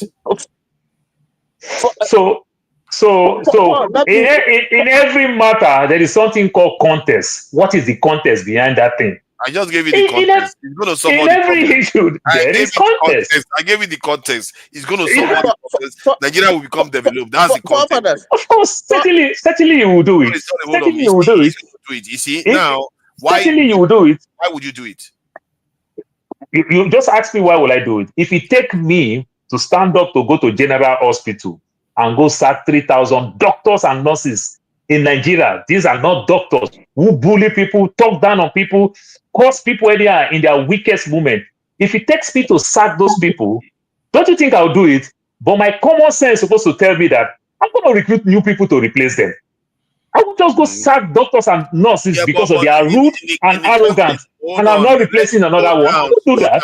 Slow down. The context of the question is going to cost 50,000 lives, dead, gone. Innocent. I just told you. If I'm to sack a 50,000 doctors and nurse who does not represent what we understand as doctors and nurses in America, in the UK, China, Pakistan, France. You understand? The nurses and the doctors that we have in Nigeria who happen to be bullied in people's weakest moment. If you take me to sack those doctors, I will do it. But my common sense is supposed to tell me that if I don't find a replacement, I'll still leave them there. No, don't worry about replacement because it's going to solve all the problem. Don't worry about replacement. It's going to solve all the problem of Nigeria. So because if I understand 50,000 lives to if I understand that I'm going to go kill like Duterte, go kill 100,000 young men in their weakest moment because there's no job. That's why people can recruit these kids to go sell drugs. No rich man can sell drugs in the corner side in America. It is a law, like you understand. You understand? What you mean. No rich man can do that. In his mind, it is their weakest moment, their vulnerability. That's why you use them to get the big fish. I'm trying to get you to understand where he's coming from. I saw this man in tears when he was around the neighborhood where the people talking about the drugs, the scourge of what drugs was doing to their neighborhoods. So, what in his own mind, he feels like people are dying, and it's the poorest people that are dying from all these things. That he needs to stem the tide from that point of view. Maybe he didn't have the power to be able to deal with it. This forefather, you're funny. Where do you think our pastors make our money from? Do you think it's the rich people? Do you think for you to be rich, because you are very, very frugal with your money, it is the vulnerable people in Nigeria, like my mother, that pastors take their money? What are you talking about? But the same pastor will pray for them to solve their problem, but neither take their hard-earned money from them. What are you talking about? You just said that you are willing to cause the loss of life of 50,000 to save the many. That is what he is doing. He wants to cause a loss of life to save more lives. That's why I say contest matter. I say contest matter. The contest is working from now. So I use the contest of doctors and nurses. You didn't answer that part. That's why I said this is a political question. So I will give you a political answer. I use the same thing with doctors and nurses. Well, you are willing to take lives. What makes you different from him? I am willing to sack 50,000 doctors and nurses in Nigeria. No. You said you are willing to take lives. I said I am willing. So I am willing to fire 50,000 doctors and nurses who save lives. You understand? I am willing to fire them, but I should be stupid if I don't have their replacement. You are dribbling around. Are you willing to cause a loss of life? That is what I'm saying. Not fire doctors. Are you willing to cause a loss of life? I just answer you. I just answer you. That's why I said contest matter. You're not that different from him. So Father, this is completely barbaric. That's why I say, see, when you watch only Fox News, your narrative will go one direction, and if you watch CBS, your narrative will go one direction. But let us just balance this thing. Let's not play too much politics with it. I just use the US, for example. Good example. They don't often time when they catch these small boys in the corner streets, They use it to warn some of them. Maybe some of them, when they find themselves in prison for 1 week, they promise themselves never to go back again. But what do they do oftentimes? They want them to bring the kingpin, the big boys. You understand? That is the most important one. Why are you That's worrying exactly about that? This same US is the one that you think US cares about life. Why do you look as if they care about life? No, they do.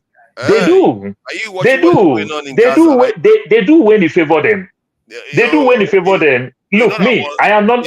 I am not natural born. I am not a natural citizen. I am naturalization. You understand? I'm not born. I was not born in the US.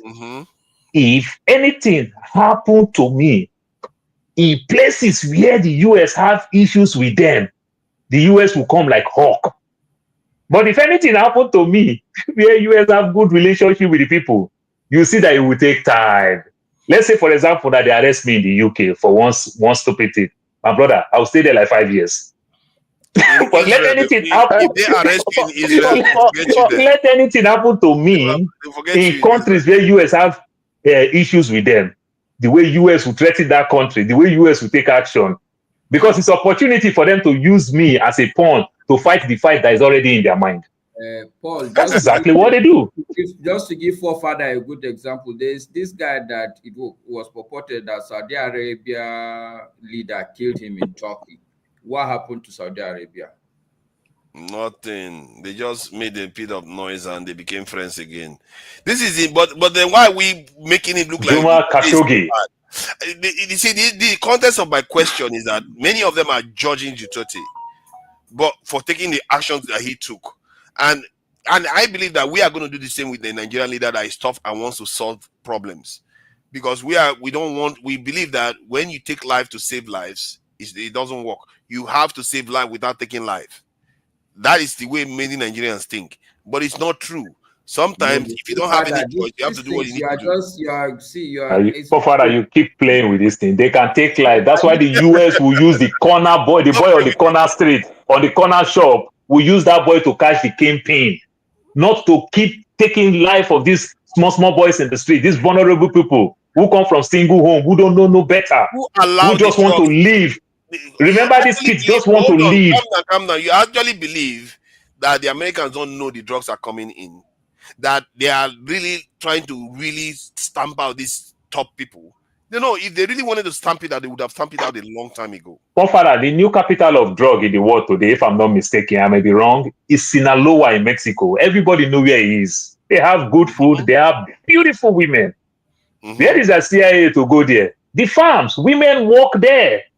It is open, Sinaloa. It is open. Yeah, why are they not going there? That's what I'm saying now. You should know that these things are, they operate at different layers. For the greater good. For the greater good. Why didn't they go? For the greater good, why did they go clear Sinaloa? For the greater good, why did NDLEA go clear place in Delta State and Ondo, where we have like the Kwale people? Kwale is the capital in West Africa when it comes to Igbo. Why the NDLEA don't go to Delta State, go to places like Kwale? What is your point about that? So, Father, the best way, like I tell you, is intelligent. Take the big king, like as they take, what is this guy name? Somebody help me. The one in Colombia. You understand? Like they take El Chapo, like they take these guys out. That's what you do. You use intelligence. No. I don't understand your point. Escobar. Yes. You understand? The lady wanted to speak. I don't know.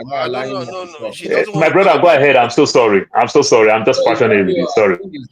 No, she's free to speak anytime she wants to speak. She knows she has the privilege.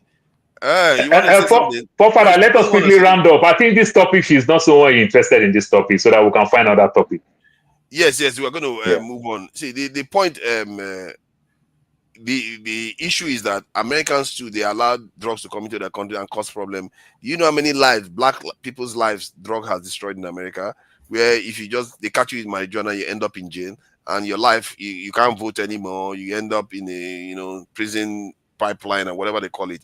So it's destroyed a lot of lives, and sometimes I just feel like when it comes to tough decisions, we tend to shy away from it. But it is what people are doing, and I think this man has a case in Hague. Even if they take him to the Hague, he does have a case to this thing. a strong case to make. Because there are a lot of his citizens that come and going to testify on his behalf. He's not. They're going to testify against him, and a lot of them come and defend him.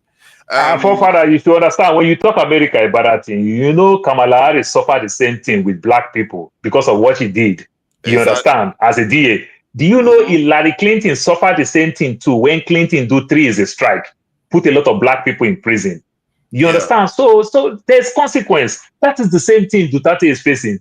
But when I make mention of all these people, I didn't talk about killing human beings.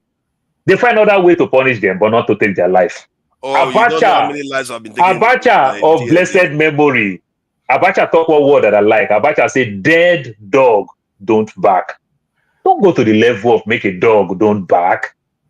Not everybody go chop 404 now. Come on now. But by doing what you are saying, this is the same man that said he's willing to take 50,000 lives. So he's already admitted that he's going to take 50,000 lives. Now he doesn't want to this thing. You have not sat at the hot seat, so I keep using my word. I keep using my word. I say contest matter. So what is the contest? What is the better options? No matter what context, you're not supposed to take life by your standard. Father, if you have a G-Wagon in your house and you have a small Golf 3 in your house, as a smart thief that I am, if I come to your house and I know the security in your G-Wagon, I'll be comfortable to take your Golf. Because I want to steal that car so that I can eat, so that I can do something. I don't want to take the one that will lock me inside the car. I don't want to go enter the G-Wagon, then you lock me inside the G-Wagon. You understand? You press one button, you're going to lock me inside. We like to shuffle around difficult decisions, but it's all right. Someday we'll But Father, that's how great minds think. That's why innovation comes out. That's how great minds think. We'll find other options. That's how, if not, they would have been color TV today. We would have stopped with black and white TV. So great mind think. So when you look at this, who is the car salesman here? Who is the buyer? I'm not so sure which is which. When you look at this, sometimes it looks like Elon Musk wants to buy the car, or the other one. Elon Musk is buying, Trump is selling. they say that Trump is a businessman. You can't be sure who is who here. Anyone could be anyone. So yeah, let me just play this video. Let me unmute and play it. It isn't your average car showroom. Should I get in? Get in. But Donald Trump isn't your average customer. He had his choice of models. That's beautiful.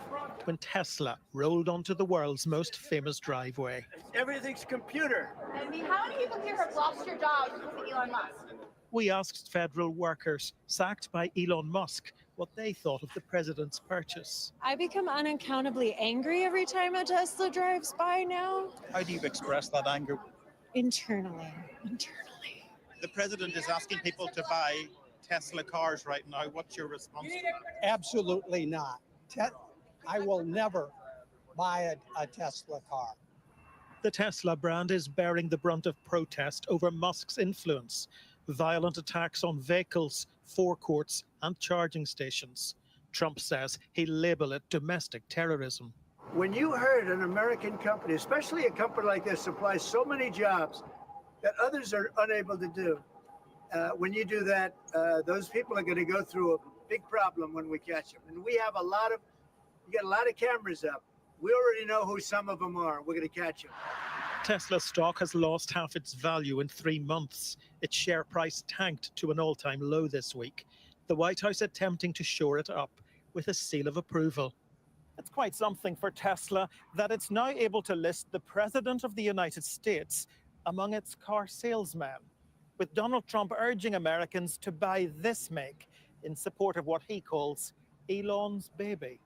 And some need no persuasion to buy a car from the richest man in the world. I'm a federal employee myself, but I do have to separate the fact that as a vehicle, the car just does make sense. Elon is the CEO, but Tesla is a large company that employs thousands of people, and they make great cars here in the United States.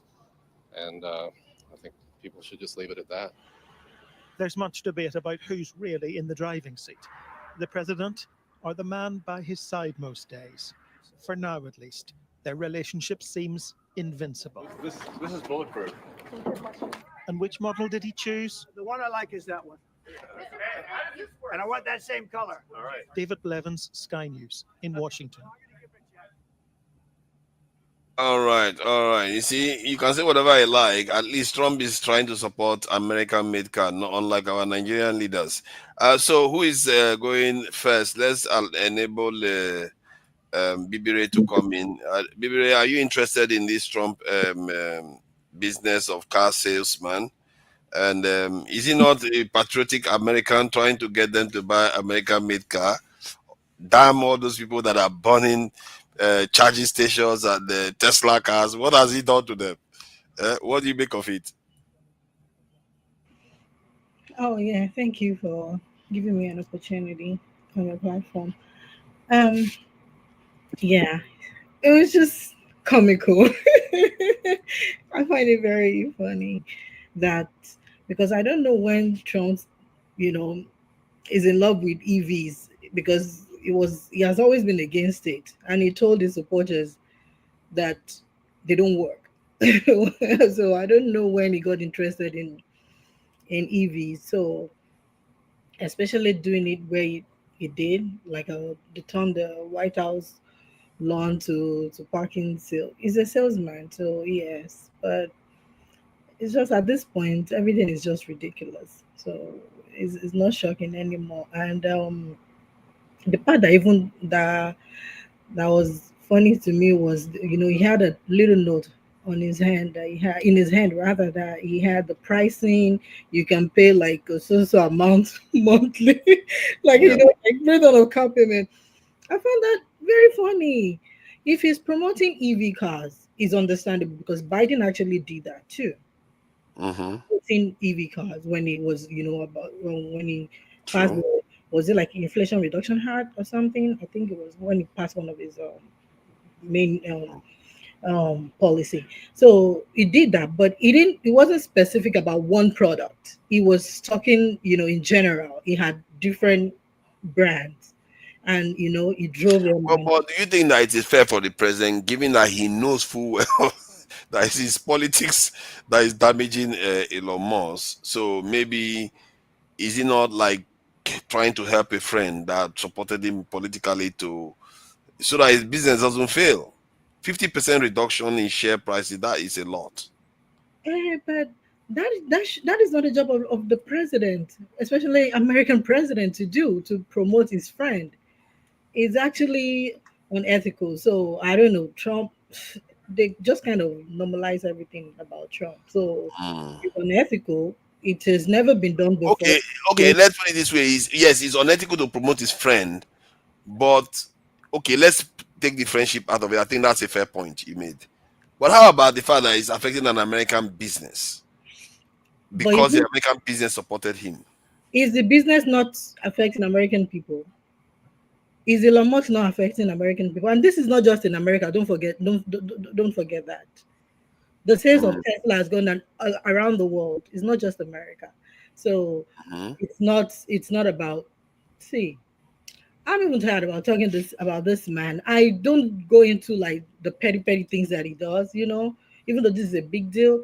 But for me, I look into politics, and one of part of for you to know that this man is very lawless.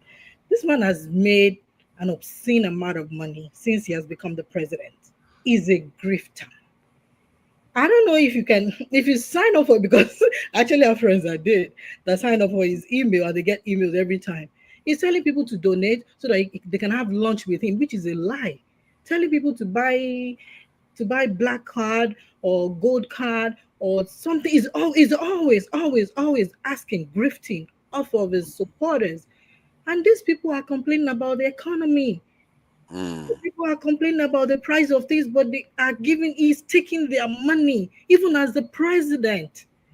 How is that normal? How can People. I think Trump is a very fascinating character. He's done so many horrible things. Even sacked his own supporters from office. because It does, but in the end, you go and bring an election, the Democrats will field some useless person that will be talking about useless things that the people don't care about. no, Then no, they will still no, lose. no, no. Forefathers. I would say you have to for you to understand how American political infrastructure work, you have to really go to the bottom. You have to go to the foundation. You can't say. Let me tell. I told you this before. Democratic policies are very popular. Yes, like I said, it's the person they bring and the way the person talks. He doesn't talk about their policies. It He is talk not about over their policy. heads. If it's about policy, nobody will vote for Trump because this man did not say much about politics when he was campaigning. He didn't. I think he did say No, something, like immigration. no. He Okay, didn't like it. He didn't like foreigners that much. He what made is that very clear. what he said is that when he said I will mass deportation, that is nothing. That is not policy. Okay, tell me Anybody what was the Kamala Harris policy for deportation. the people? What is Kamala Harris looking to do for the people that was going to better their life? Tell me. Okay. Oh, you want me to tell you? You know Just this. give me one. Give me Follow. one now. Okay. What about it? What about the what's it called? What's Look the at that. housing Look at policy? that.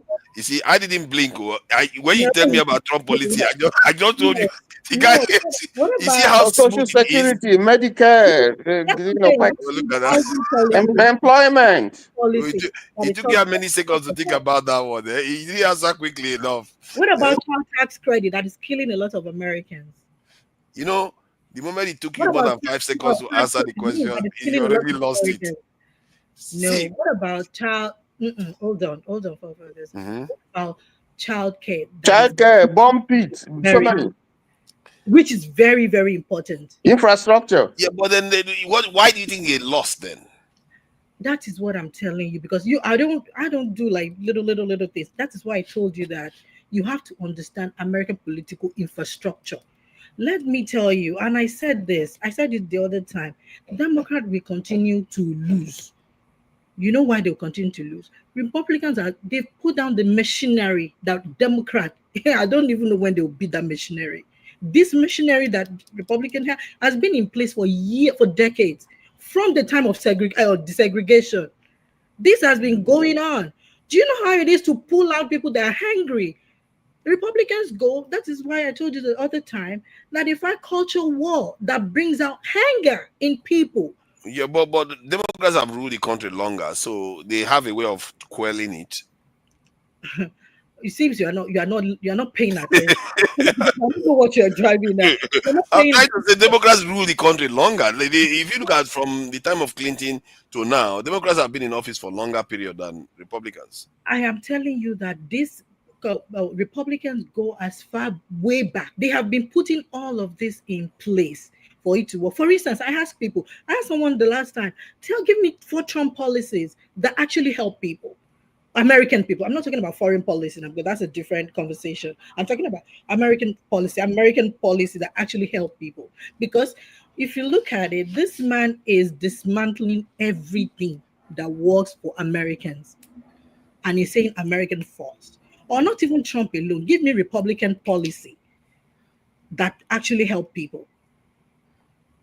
Policies. No, I can give you one: immigration, deportation, and secondly, this thing, pro-life is also useful. So those two things alone is solid. How does that help Americans to prosper? It makes that they have young population that is going to go and work in the industry and pick those If not, they will strawberries that Mexicans go and pick. If that is the case, the Republicans will address school shooting. If Forefather, actually, since this century, America have gone through 11 recession. Republican take America 10 times to recession.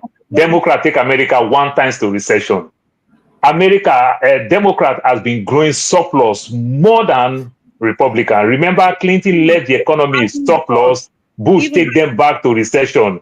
Obama take them out of recession. You understand? And every other thing. But Democrats just don't know how to sell themselves. Do you know why Democrats don't know how to sell themselves? They lie too much. Because they are busy going to war. No, not war. Not war. Forefather, not war. Democrats lie to people a lot, like they are the good one. Meanwhile, they also take money, you understand, from these same business people. So they don't, so to come outside to talk, they can't talk very well. to sell the economy. Then when you remind them that you yourself, you take money from APAC, you yourself, you take money from Big Pharma, you yourself, you take money from this, from tech and everything. Democrats, they start getting ashamed of themselves. They don't want to get out of their But they comfort zone. should.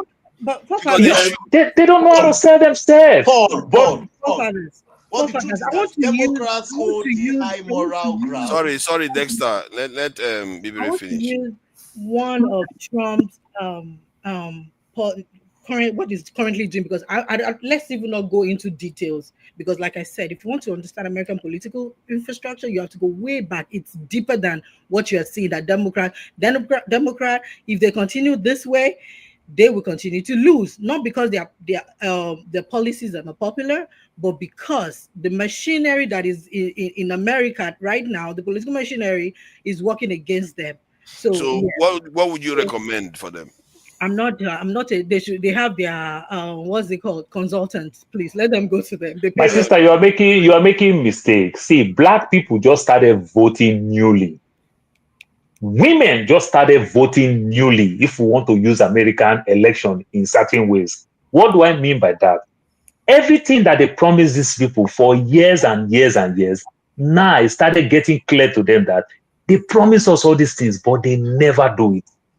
Do you get my point now? So it's like you can give people some time. So the time that they've given them started elapsing. You understand? Oh, you promised this, you never did. Oh, you promised this, you never did. So Democrats will promise popular agenda during campaign, but never achieve it. Then they'll come back again. And I'm so sorry. And remember, the way the structure also works to some extent, remember, you either rule 8 years, then you leave power. So by the time you are coming to power again, it will look like, oh, they frustrate me, or when I lose. And remember, America is Congress. That is the powerhouse of everything. And Congress is only 2 years. Senate is 6 years. You understand? So like Trump going to be deadbeat come next year. Because January next year, campaign is already started. And once Trump loses, automatically Trump will become deadbeat. That's why Trump is pushing everything that he's doing right now, so that before campaign will start, you understand, if anything that he thinks he want to achieve, he must have achieved it. That's why they are planning another way around. That if we can achieve these things, maybe we can just give America for $5,000. They are planning to give us subsidy for $5,000 next year. Stimulus for $5,000, which poor people like. Everybody like free money. You understand? But meanwhile, the economy is tanking. Do you get my point now? So these are the things. So Democrat is also not the good side. It's not the good side, but they talk the good talk. But it's time for people to start reminding them, you promise all these things. Did you do it? Remember Obama wins Senate 58. Did you do all the things that you promised? Until you lose, then you say, oh, Republicans frustrate me. Do you remember that Biden won Senate and Congress? Did he achieve the thing that he promised? He didn't do it. You understand? But Republican will just say it clearly. We are not doing it. We're going to make the billionaire get more richer, than they create job for us. And every other thing. That's what they do. But go ahead, my sister. Let me say why part of why they will continue to lose is because, let me tell you, I said this. Republicans, they understood the assignment. They know, what, just like you said, they are not going to help the people. They are not for the people. They are not for other marginalized group. That is not their culture. That is not their policy. But the thing is, the problem, part of Democrat problem would be that in the same party that you have moderate Democrats, you have liberals, you have progressive. That's a big tent for things to get done. It's too big. It's too wide of a tent. So when you are having people like, for instance, let me say the progressive that is very popular, maybe AOC, she's a progressive that is quite popular. In the same party, you have somebody like Mark Kelly of Arizona, who is a moderate Democrat. They don't have the same ideology. So when they I think you are making mistake. Mark Kelly is my senior senator now in my state. Sorry, the mistake that you are making. I'm so sorry. I just want to catch this place so that she can go ahead with it. The mistake that you are making, Mark Kelly is not moderate like you think, but because till tomorrow, Arizona is still more of a red. You understand, than blue. Moderate. So that's why you must be moderate, because if you go too far, you will lose. You understand? But it's not as moderate. He will stylishly still vote that thing that they want, but continue to put himself that are moderate. Something that is not too popular, he will go for Republican. Just to balance himself, it's not too popular, he will go for Republican so that he can use it during campaign time. But it's not as moderate. That's how you play the game. Go ahead, my sister. But I'm saying that if you look at his vote, he will always vote. He's not a progressive. Like I said, you have liberals, you have progressive, you have moderate in the same party. They don't vote the same way. They don't share the same exact ideologies. So when there is progress to say, okay, for instance, let's give universal health care. And people like maybe Bernie Sanders would vote for that, or people like let me look for I can't remember people off top of my head right now. But I would say that you will have people like Featherman that people thought that was progressive, that is not. Is actually there's always Republican and Democrats always have people that antagonize them within their party. And that is where they have the problem. That's where they will all continue to lose. They will never move forward. But if you look at it though, the Republicans have that too. Even the Cheney people were not on the side of Trump. They have their divisions, but no, those ones they are still gone. limp along. Those ones are gone. Those ones you can't even name those. The moderate conservative, they are gone. They are gone. Democrats My are the ones that sister, own themselves. If you ask my me, sister, that's how you threaten your own. Paul, stop going on. Federman. Hey, Paul, hold on. You can't keep jumping in like that. You know what? Bibre, let's bring in Masca into the conversation because he hasn't said anything regarding this. And Masca, if you want to touch on Duterte and Trump, you can just, since you didn't get the opportunity to do that. So what do you make of what is going on in America now? You can also touch on other areas because this selling of the car is just a symptom of other bigger problems. The dog issue and firing all kinds of people. They are firing Republicans and Democrats alike. It doesn't matter who they fire. And it looks like it's just a bonfire for Elon Musk to do whatever he likes because it doesn't seem to be saving money, really. So I don't know what you make of it. Well, thank you, forefathers, and good afternoon. Welcome. Thank you. I actually joined when you put Brother Ike on the spot. I wanted to come on his defense, and please thank God for elderly wisdom. He was clear that you can't. There are certain there are certain questions you can't take the person to the village square, and that is where you want to ask him that question. Yeah, that was a but still though it's an open conversation. This is exchange of ideas, but I get what you mean that he was right not to want to answer the question. Yes, but having said that, on the Trump issue, really I'm not too keen because when you look at certain things, after a while, you get the gist. And the way God has configured our brain, when you decipher something, is no longer of interest to you. It's very clear to me, even during the election, what Americans are dealing with is what is called a typical agency problem. A situation where somebody comes and say he is supposed to be your agent, he's going to act in your interest. But the truth is that there is a conflict of interest. Your own interest and his own interest are truly not aligned. That is the issue America is dealing with. Unfortunately, the human being is naive, is emotional.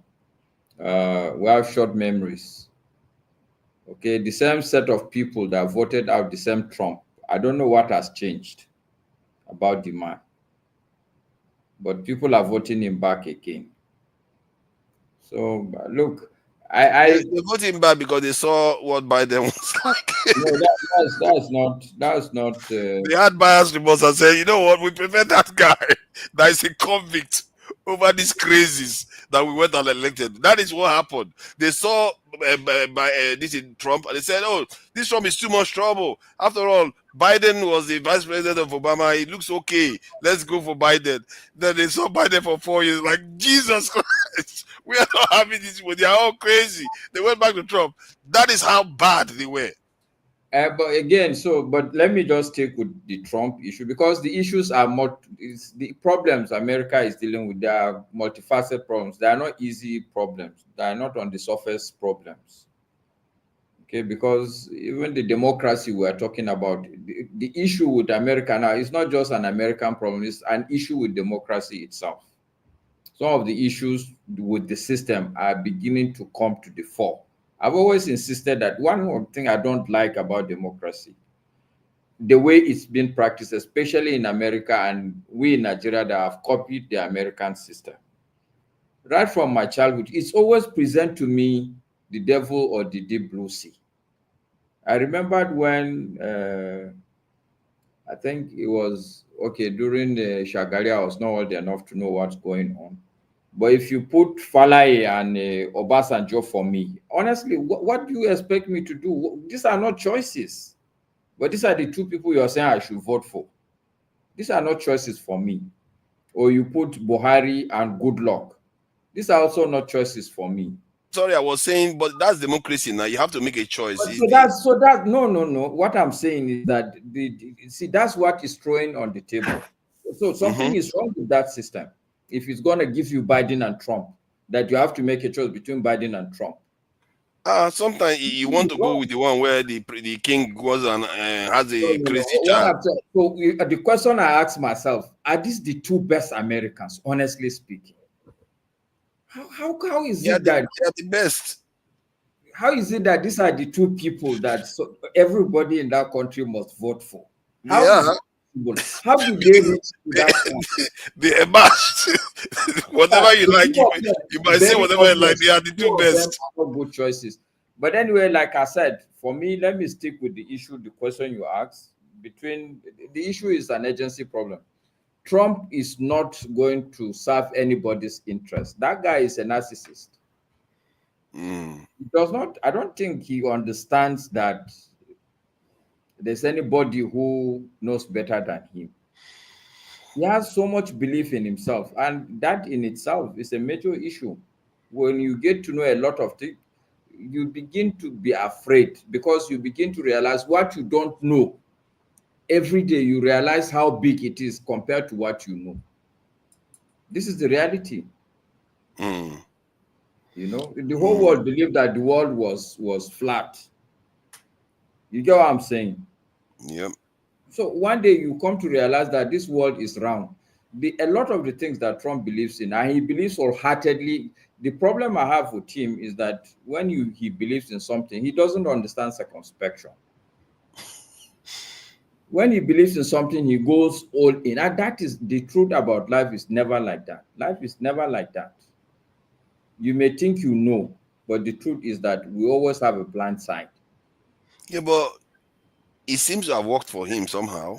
Yeah, but the truth is, look, that it works for you doesn't mean it's correct. Doesn't mean it's right. Doesn't mean that in the long run, that is what is okay. The things that he's doing now, he has won the election, fine and good. But I'm telling you now that somebody like me now, because of these issues, I'm asking myself pertinent question about the whole system itself. So yes, it may work for Trump, but in the bigger picture, is it in the end a good example he's setting? Because look, don't forget, even if what he's doing with Tesla today is okay, somebody can now use the same precedence he has set just simply to promote his own friend. There are things you do, you have to think of the precedence you are setting.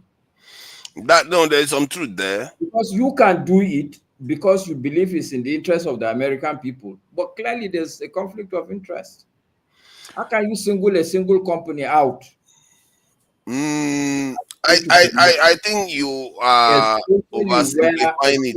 Where people are, even the picture of you and the president and the son of the man, they are all over the place. I'm not in America. I'm not interested in American politics. I've seen America for what it is. I'm not impressed.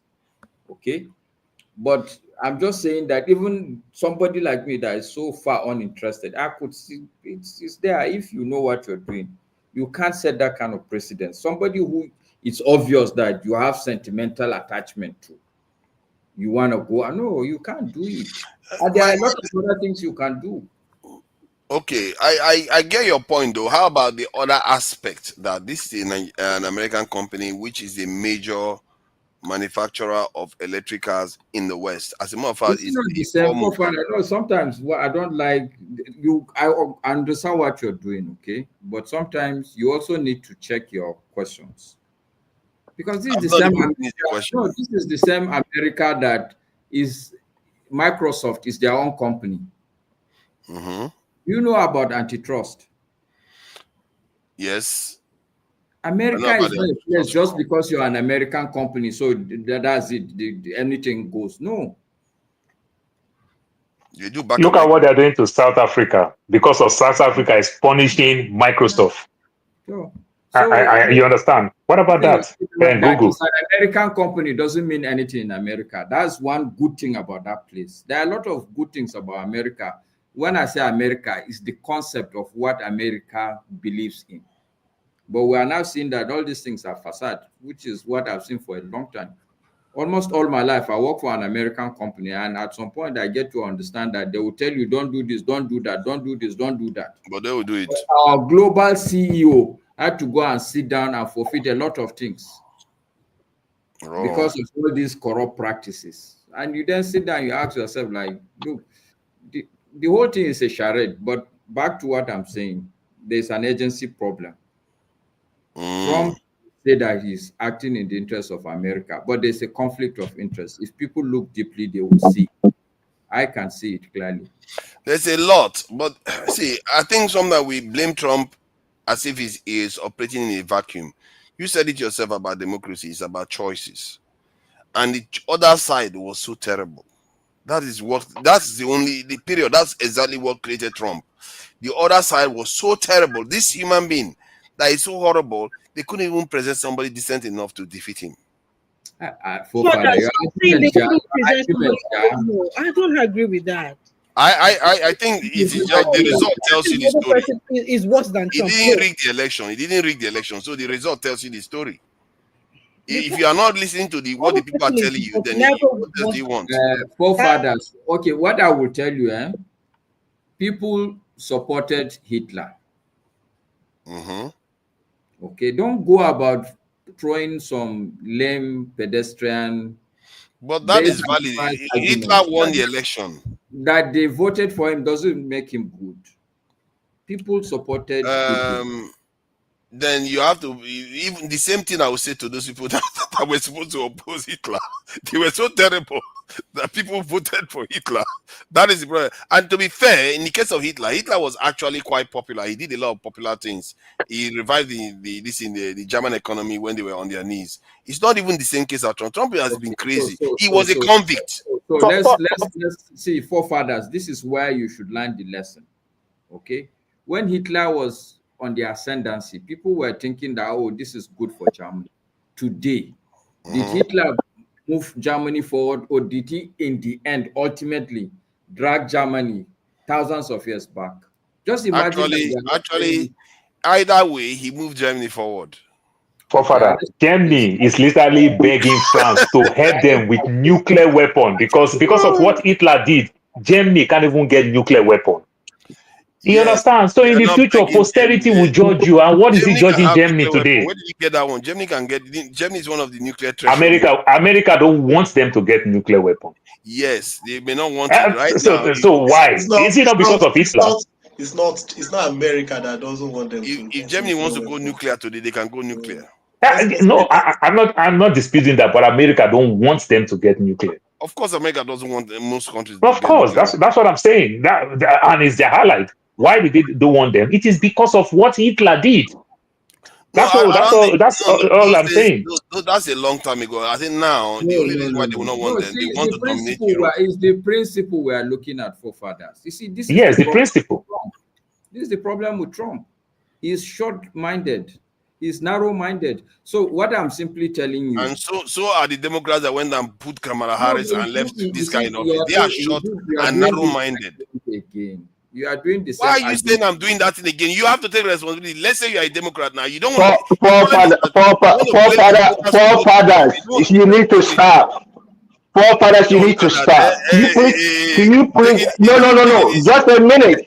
Because of you, I came in. I came in because of you. Going to be here, but you are the one that I came in because of. I came in because of you. You need to stop. You need to stop saying those things you're saying. Okay. First and foremost, let me tell you something. Okay. First and foremost, in as much as I'm not saying that the Democrats don't have their blames, but at the end of the day, you have to think about it. Election is process. What about the Republicans that brought him out? Of all people, they don't have any other person, but they want to bring up Trump. They prefer because Trump. Listen, look at what he did in the primaries. Okay? And all they were doing were just to push him. But guess what? I'm happy today because most of those people, especially most of those states that said it's Trump, they are the ones suffering today. Iowa is crying. South Carolina is, they cried just little fire that they had the other day. They were crying. I'm in California, we get wildfires every year. I will still survive. Can I ask you a question? Okay, yes, I hear you that they are crying. I really feel bad for them. But yeah. Do you think after that, now, let's say there's election holding tomorrow, you bring Kamala Harris, they will still vote for... Listen, it's not about Kamala. It's not about Kamala Harris. Just understand one thing. It's not about okay? Kamala. It's about what Joe Biden did. Paul, give me a second. Paul, give me a second. Okay. It doesn't matter. The point is that they will still lose because of okay, listen now. Listen, let me tell you something. Okay? Forefathers, you are in UK. We are here in America. Okay? And I can confidently tell you, if you think that racism doesn't go on in America, then you'll be deceiving yourself. Okay? Racism goes on.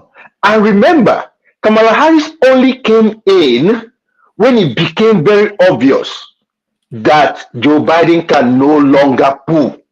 He even wanted to remain there. It was some people that insisted that he needs to get out.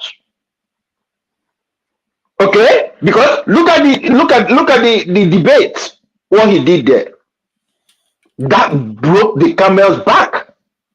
Okay, there is a lot of blame to go around, which is fine. But I'm telling you, America is not ready to vote for a female president. Wow.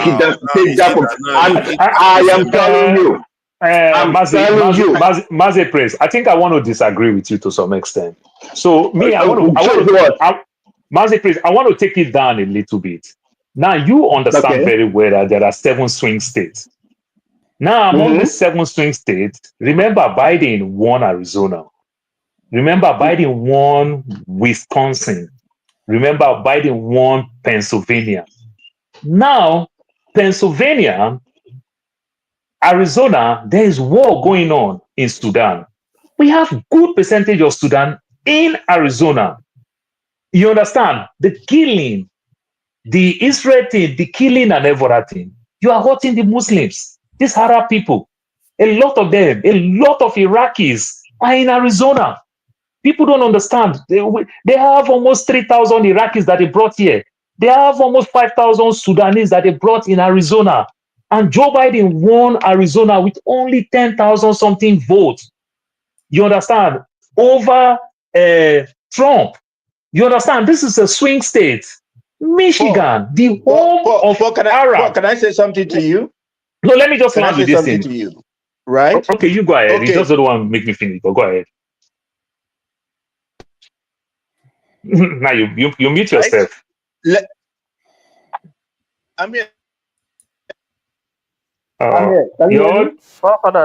have to move this thing around. First of all, you're not moving it around. Second of all, I think we are talking about ideologies that don't really affect us. Why are we spending our time? I mean, some people are emotionally swung towards Kamala this one that was back of the queue, he just jumped into the front of the queue and said, I've been here since. Yeah, I know. You have a topic and you're allowing us to swing back and forth. Look, some people have everywhere people have different choices to make. People have different ideologies based on how it benefits them. Some of us here, yes, they want Democrats because maybe that's what for them it felt like, oh, that's what is good for their conscience or whatever. And some people prefer Republic. There's no need. Look, we must learn to disagree and to agreeably disagree and not try to throw shade. That's what makes the politics rubbish. The moment the person that somebody from the other side enters, we start throwing all kinds of dirt and shade about the person, everything is bad. It doesn't make anything work. The idea of democracy is that even if the wrong, and that's why the UK has one of the best practices of democracy, because in that way, even the opposition gets a say of they have something to say. The opposition are saying things, not the way we are trying to. And unfortunately, I'll just seek a permission from Paul to finish up my. And you can it was not Paul's turn to speak. Sorry, it wasn't Paul's turn to speak. But Actually, sometimes I get tired. This podcasting, it gets me tired. If you want to do, Father, you are the host. Just put the standard so that let you know. Look, are we doing conversation? Dexter, like you don't understand that forefather do these things that people just talk and everything. If you want to take turn, I'm up for it. If you want to ask for your own, ask for your own. Then forefather, roll your standard. Then let's follow it. Okay, now the standard is Then let the host roll the standard. Let's follow it. Let's enable, because we have an hour and 30 minutes or so. So let's enable the. Okay, let me just finish up and just. Everybody can look at that. The Prince, Mazi Prince of California. Can you take it easy? Because actually, you gave me the tone, and Mazi was coming. I was going to rescue you. Yes, I just to rescue you. You understand? Because one thing I just want to. Tony hasn't said anything. Calm down. Hold on. It's not your turn. So let's Father, do you even do turn at all? That's my concern. There is turn. Do you do turn at all? You don't even do the turn. Because I let you. Father, I'm doing turn. Okay, hold on. Father, you don't do turn. Can you just put a standard? Yeah, that's what I'm doing now. It's turn by turn. Let him speak, because Dexter has to have his say, and who else? Mazi Prince has to have his say.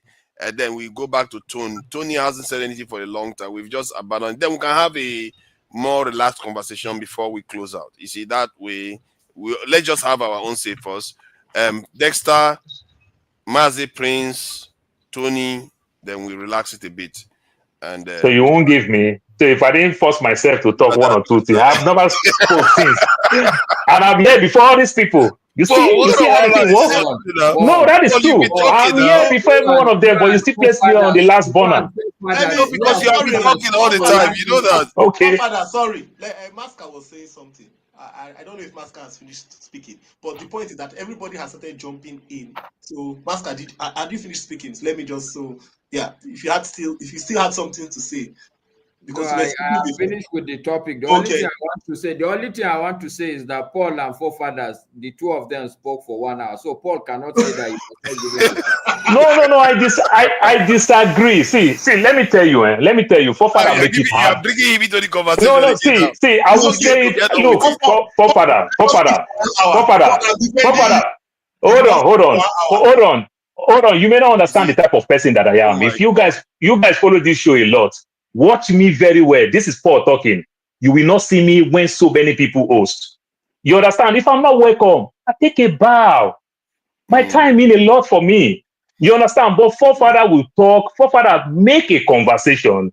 If you stand here, if you don't oppose, like you try to use the concept of say, turn by turn, you understand? You will watch this thing like you are watching YouTube movie. I am telling you, you will watch it like you are watching YouTube movie. This is my truth. Okay, Paul, yes, we agree with your truth. Let me just finish what I'm saying. So what I'm saying is this. Everybody has what whoever's policies. Look, no matter the amount of word salad that Kamala Harris was saying, people that fancy Kamala Harris will still say the same thing. Even if it comes out that she was doing rubbish, people will still support her. People will still, unfortunately, that's how human beings are wired. We want to just stick to, this is the ideology, we want to stick to it. Even if it is showing that it is taking us down the wrong way, we just want to still believe that's the right way. In the same way with Trump, you will still have supporters, even when Trump is doing things that maybe are not favorable, they will still support him. So it goes the same way. Even when the person is doing what is right, what is wrong, people will still. But I don't think that's what we should really focus on. One, elections have come and gone. So we should stop, all these things. I mean, we are wasting our whole emotions of, the Democrats did this, the Republicans did that. I don't think that gets things done. What we need to do is to get things done. Like example, the topic about Duterte, the guy in Philippines. Probably it was good the guy was fighting drugs. That's the truth. It was good, but probably the approach he took was very, very cynical. That's what I'll say. It's good to fight drugs, but we can say that the approach he took was not the best. Maybe for him at that point in time, he felt it was the best, but really it was not the best to be killing people off. Another thing you might ask, did he have enough space in his prisons to keep all those people that he would have caught? He might not have had enough space. He might have not had the infrastructure to keep them. Go to the Nigerian prison. Nigeria doesn't even have infrastructure to keep prisoners. At least when I was in Akwa Ibom State, I worked with the police at a point in time, and there was a time they told me that there are some criminals they catch.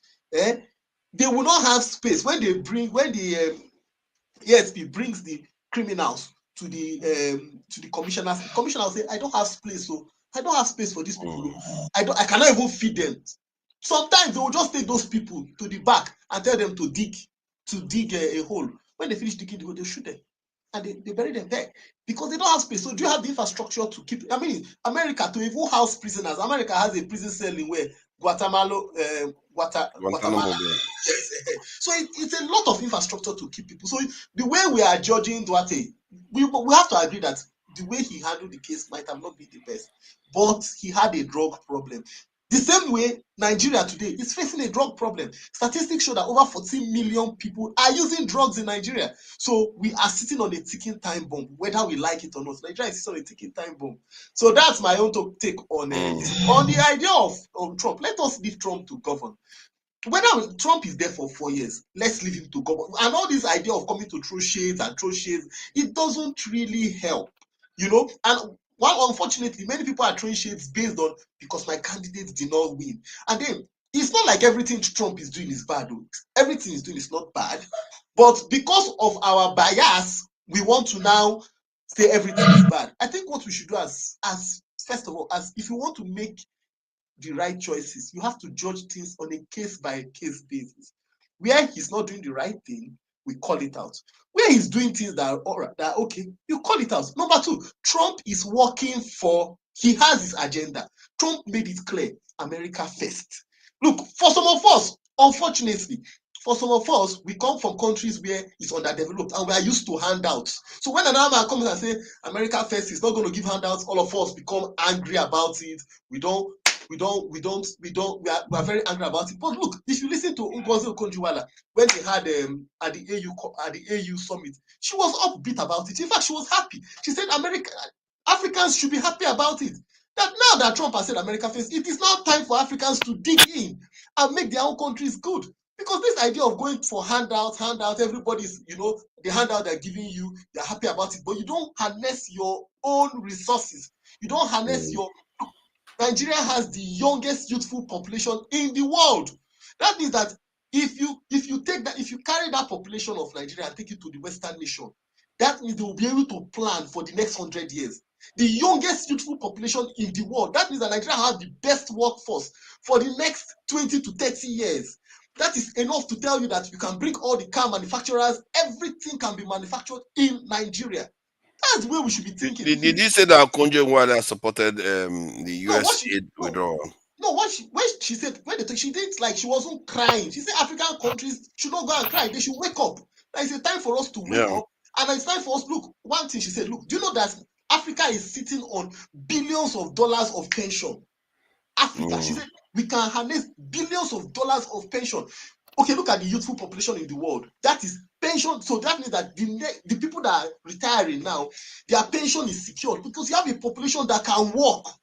That can work for at least, Nigeria is guaranteed to have a population that can work effectively for the next 30 years. Many countries in the world don't have that. Denmark doesn't have that. Even Japan has realized that their population is shrinking. By 2050, they have to bring immigrants in. Countries are thinking that way, but we are here thinking of US aid when we should be thinking you have the highest population. Now we should even be, and that is, we don't look what we should be advertising in Nigeria now. It's not resources in the ground that we should be advertising. Any reasonable government in Nigeria should be advertising its youth and telling manufacturing, come in, provide. And look, the truth why Nigeria cannot progress, no country progresses without power. The moment you can solve energy issue in Nigeria, then you can market the country to manufacturers around the world. Come in, look, we have the youngest population that would start, even if you tell them 5 years for skill. So imagine that you have a population of 15 million people under the age of 18. Even if you tell them 5 years for skill acquisition, by the time they are, after the 5 years, they will be 23. They will become professionals 23. Even if they are going to retire at 60, between 23 and 60, that's how many years? 37 years. Do you know what that is? 37 years of productive service. That means that if you say you are doing, even if you are even doing chip manufacturing, helicopter manufacturing, everything, you will become the main hub of the world. That's what we should be thinking about. Not going about this Trump. Trump, he's fighting for his country. Let's leave him there. You know, and the more we focus, I just get, when I see Africans and we're worried about the American. No, leave that. That's not important. Let us focus on harnessing our own resources and the human resources. That's the most important thing. Thank you. Thank you for Sorry, my screen that. is freezing. I think it's Mazi Prince now. Mazi Prince, he came to defend the Democrats, the indefensibles that have been, they screwed up so many things. Look at the mess going on in the Middle East now. They could have ended that problem before Trump got into office. Now Trump has gone in there and made things even worse again. I hold Democrats directly responsible for most of the stuff that is going on. He wanted to leave office after he said he wasn't going to pardon his son. He pardoned his son and went on to pardon almost all his family. That guy basically destroyed Democratic Party's credibility and integrity on so many levels. You can't even start counting. And people are wondering why Trump was elected. Yeah, look at them. They are the ones that created the problem. So I think we are going to open it up a bit now, since okay, Mazi Prince is back. He's not going to let his thumb pass. Clearly, he really wants to make that point. Oh, where is he? Oh, yeah, he's here. Yeah, he wants to make the point that he wants to make. He won't let it go. So see, Mazi Prince. Let me ask you though: is there any place you think the Democrats are accountable for what is going on in America, for even creating Trump? What are you talking about? For, forefathers. Nobody created. Maybe if they were not busy supporting You men asked me a playing in question. female sports, that was going to help. You asked me a question, and I've just told you. Okay. Okay. The good thing about this life is this. Let things happen, and you know, and it kind of like it will be an example to every other person. What am I talking about? When Trump lost election, it was as if the world is gonna end. You understand? And apart from that, look at the process where he came, whereby an oligarch, a billionaire, had to sponsor somebody, and you don't see that as a problem. That's corruption. I see that. It's kind of like Dangote. Kind of like Dangote says 2027. Dangote says, whatever you need, I'm gonna give it to you. And then probably goes to probably Kaduna or all those kind of places and give them money. Look at the money he was sharing. Is that constitutional? The only thing is this. One problem I have, and I always tell people this, I'm not here to say whatever the Democrat did was right. No. I still look at it today and I still tell myself, I say, if Biden had known, he should have given up since. There should have been a convention. True. There should have been a convention. I don't mind Kamala coming in, and contesting. But she only came in when it became obvious that Biden can no longer hold water. Mm. And the thing is this: we are saying this. Let's watch in the next 1 or 2 years. Trump will be in that sense. He's already losing his mind. Look at the other day. He was the what do you call it? The stock market was falling, and he was with Elon Musk. Elon Musk was showing him something. Both the crypto, everything was falling. I was just listening to Kenneth this afternoon when he came to talk about egg is because of flu. This, let me show you. What is it talking about? Okay, what is it talking about? These are eggs right here. These are eggs right here. Mm-hmm. Okay, it's not that it's in shortage. It's not in shortage, but inflation has affected it, and there is nothing anybody can do. You understand? Who created the environment for the inflation? Hold on. Let me ask now. Listen. Okay, Can I fine. say something? Can I say something? Yes. When he was campaigning, he said the first day he comes in, everything falls. Is that not what he said? He said all the prices will fall. Right? And what are we saying today? But why are you listening to him? I think this is why you Democrats lose. You Listen can't now, you listen say to people by him. their words now. No. You I'm asked not you listening asked to a I question. didn't listen now, listen. Forefather. I'm not listening to him. I'm only quoting what he said. And Yeah, I but didn't the matter is what listen you now, and and I other didn't people. listen to him. I didn't listen to him. That's why I didn't vote for him. And I'm not gonna support him. But let him do what he's doing.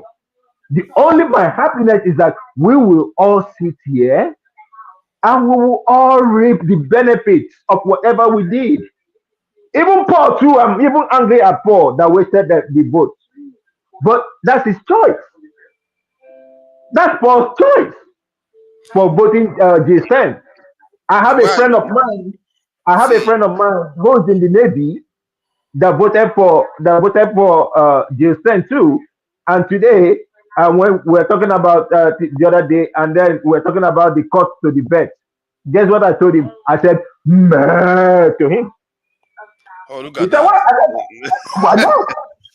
Why You're not? doing so after you do that, that's going to bring democracy to office. Eh, Yeah, no, it's not it's not going to bring about them. listen, I am so I'm listen, I'm ready for us to face anything that comes.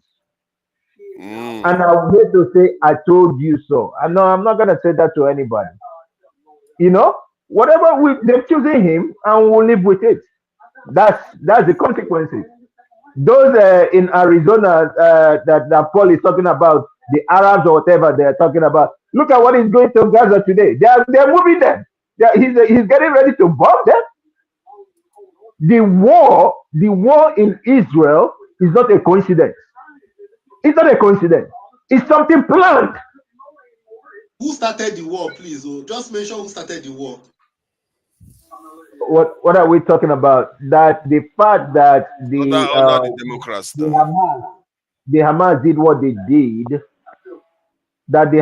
what they did, doesn't mean at The least war has already been raging before that. I don't know why Israel we has, just Israel has quadrupled. How many people have been killed in Hamas? Innocent people that have been killed. So that's that. more than But let's 15,000 let's children. not let's not dwell 15,000 let's children. not dwell too much on. But brother, let's not dwell so much. I like what Dexter talk. Let's not dwell so much on Republican or whatever. It has come, and we'll deal with it. My own thing is somebody like Duterte. You know, um, what he did in Philippines. I was here when he was doing all those things, and I said to myself that this man they're gonna come for him later on. The person I would want the ICC to go for is somebody like Mwike. Somebody like Mwike, they should go for him. He needs Why? to be. He needs to go to ICC. Do you why? Ask me again why? No, we don't know. You don't know the things that he's doing Shouldn't in go near, Rivers. I don't think they should go near Do you, Nigeria. do you know that? Do you know They're the not going to people? help. Do you know the people that is being fired in Rivers State? Do you know the calamity that is about to happen? Yeah, but I don't think it's going to happen because I think Wike is going to back down because if All what the Wike goes ahead, what he's going to all do, the there's going to lawyers be in Rivers State, I don't know what the lawyers are doing in Rivers State. They only answer barrister by name. You hear barrister this, barrister Chinwo, barrister this. Somebody should go to ICC and petition them. Mazi Prince, are you aware that Wike offered the Chief Justice of Rivers A house in US, Yes. a house in US, a house Yes. in UK, and 5 billion. And the man refused. And look at what they're trying to do now. But the man is smarter than them. Wike has bought 90% of the judiciary. Of course. 90%. He has all over Nigeria. He has Of bought course. We don't know that. We're just making assumptions. We didn't get the receipt. Forefathers. Wike is building houses for Supreme Court judges in Abuja. In Rivers State, he built houses for all the judges. There's nothing Wike has bought the judiciary, literally. Yeah, but it doesn't mean they will take his side just because he did all those things. That's why I say it's only 10% that is left that won't take his side. I don't know because there are so many of them, and he's not building for particular judges that are supporting him. There are many of them, so it doesn't mean that they will just support him because he did those things. They will just say he's just doing his job as a governor or FCT head. But that said, I think the conversation has been good. Forefathers. I yes. hope you go to the way you are going. When you land in America, all these diaspora guys on this panel, they will just be throwing tomato. They don't buy that. All this in there. I'm not going to say anything about Trump or anything because most of them are Democrats. I'm not going to say anything about Trump. They don't. Personally, I know that many Nigerians and black people support Democrats. I feel like I used to support them too. I think this circle is the one I stopped. I discovered that Democrats, after what happened to George Floyd and all their phony excuses, and they created this nonsense about defund the police, and it's just fake outrage machine that they create. And I don't know whether it's been like that from the beginning, but recently it's just turned to some kind of charade. And I don't know why our people can't see through it. Many of them can't see through the fact that these people are just playing them. They're not making any change in their life. They're making their life even worse. And then they make sure our population don't grow. They make sure our women are we have about 10% of the population in black people are about 10-12% of population of America, maybe 13, but their abortion rate is just about the highest of any group in America. So I think 30% of the total abortion in America is from black communities. That is targeting the people, and then they target Africa too with it. They don't stop at America. The money they spend on family planning in the world, most of it, about 70 to 80% of them, is targeted towards Africa because they want to ensure that our population doesn't grow. While they reach their full potential as a population, given their land mass, they've reached their potential. The same thing with India, the same thing with China. Only Africa, if you look at the continents in the world, maybe it's only Africa that have not reached its true potential in terms of population based on our land mass. Or you can say Russia. Russia is mostly frozen, but still, that doesn't count. Forefather, sorry, you talk about abortion. You're not a woman. You don't even have a No. Hold on. Let me talk. You don't even understand what the abortion thing is all about, because I see that people take just one view to it and they just like abortion. Nobody is forcing anyone to have an abortion. How about that? Yes, but if you make it easy for them to access it. You know that people have. I have one of my very good friends. She's a nurse practitioner. That she had an ectopic pregnancy. She almost lost her life. If not that she lives in the blue state, she will be gone. What are you talking about? What is an ectopic pregnancy? The one that didn't implant very well. You have ChatGPT where you no you have you very you want me to check you want me to check now. Okay, let's check. You can Google that. You look like you are beginning to become one of the rough people here. It's okay. You can't talk about you can't talk about abortion. Do you know what people go through? But it's not about abortion. You don't want something. I think people just have that misconception about it's just one view. You don't want something, you go take it. That's not how things work. You know what? I got it right actually. I got it. I did say something about growing outside the wrong areas. But that said, why are you now saying why? How is that? Are people forcing other people to go? but that's not pregnancy. That's a health issue. In the case of incest and rape, do you know what that is as well? Yes. Hold on. I've had these arguments before. Those things are minutiae of the entire population that is actually carrying out the procedure. Do you know who have more abortion? White women. Actually, no. It's actually black women. No. That statistics is wrong. It's actually That's black wrong. women. You didn't know that. Black women. It is black women. Let me tell you. Their approach to what I don't, for me, like I said, there are some things that, yes, if it's your choice, why don't you let people make their choice? Nobody's going to force me to an abortion clinic to go have an abortion if I don't want to. So what about in the case of people are literally dying? They need that evacuation. They need to I agree with you on that. If it's for health reason, for crime reason, and all those things, you can do that. As a matter of fact, most reasonable when you talk about abortion, the way you said it, you talked about it was just like, it was no. But the most of them, I think, no. You see, what you are not looking at is that most of them are occurring not for those reasons. That is the issue. The ones that most of the abortions are occurring because they broke up with the parent or one of the partners don't want it anymore, all kinds of stuff. No, it's personal. This abortion is personal for women. Men just talk about it because they don't understand it, and they just talk about it and see. Actually, it's also personal for men. No, you don't. I've seen cases. Okay, let me give you one scenario. I've seen one case when a man that never had a child, and he thought he would never live to have a child. He went out with this lady. The lady became pregnant for him, but she wants to get rid of the child. He doesn't have his say. That is not fair. You see what I mean? Do you know why Americans are having abortion? Do you know why? Do you know one of the reasons why? I think we should be sensitive to the lady. Economic reasons people are having abortion. Economic reason. That is why they are not providing. You can't say people should have children without putting economic measures in place.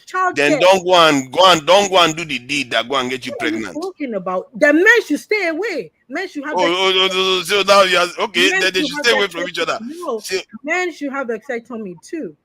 No. The point is that if you get engaged in an act that can create life, don't be so callous about destroying it at the same time. You're still using the same word that I do not agree. No. I'm talking. I've already exempted those cases you mentioned. I'm talking about the ones that just use any excuse to go and remove the child. Forefathers, is it not the same you that was suggesting that somebody should kill 50,000 people to save lives? The same you. No, but they are not saving lives now. You are just because of inconvenience. The lady is saving her own life. No. I agree with that one where you are trying to save life, like your own life for health reasons. Make no mistake, I agree with that. But not the one where because you and the boyfriend broke up, because you are going to school, or because your job doesn't like it. Why she's having the abortion? It's not you. It's not your body. Why are you? Actually, no. It's human society. It's human beings that are being killed. No, what I'm saying. The same now, why would you not see us as human beings? How is that human being? It's human beings. So it's human beings. The moment the egg is fertilized, you technically have created. No, you have met the criteria for creating life. Why people are having abortion is because there is no economic support in America. For instance. So poor people cannot have children anymore. Because did they get economic support when they were doing the act? Okay, so when I talk now, they'll say I talk for this thing. Can somebody fight for my own turn? Can somebody fight for my own turn? You see how it works now? Dexter. Oh my God. Dexter. Masker. Can somebody fight for my own turn? I hasn't said anything now. You see how it works now? Oh my God. It would be nice to finish my thought. Please let me finish my thought. Please go ahead. This interruption. The thing is, there's no childcare in place. And when they ask policies that will support people to help them take care of their child, no policy. When you have housing issues, there's no policy to help on that. Okay, when there's hold on, prophetess, no. You guys just As a wealth, wealth. I'm saying that when there's no there are no economic reasons. That's why people people will go ahead and have abortion. There's no support when you have the child. What else? No policies that will take food away from children in schools. Some people don't have what to eat. Don't forget that. But they are no, Dexter, please. I'm sorry. Please, I'm sorry. Let me finish, please. I'm saying that when there are no these economic measures in place that help people, that will make them want to have children.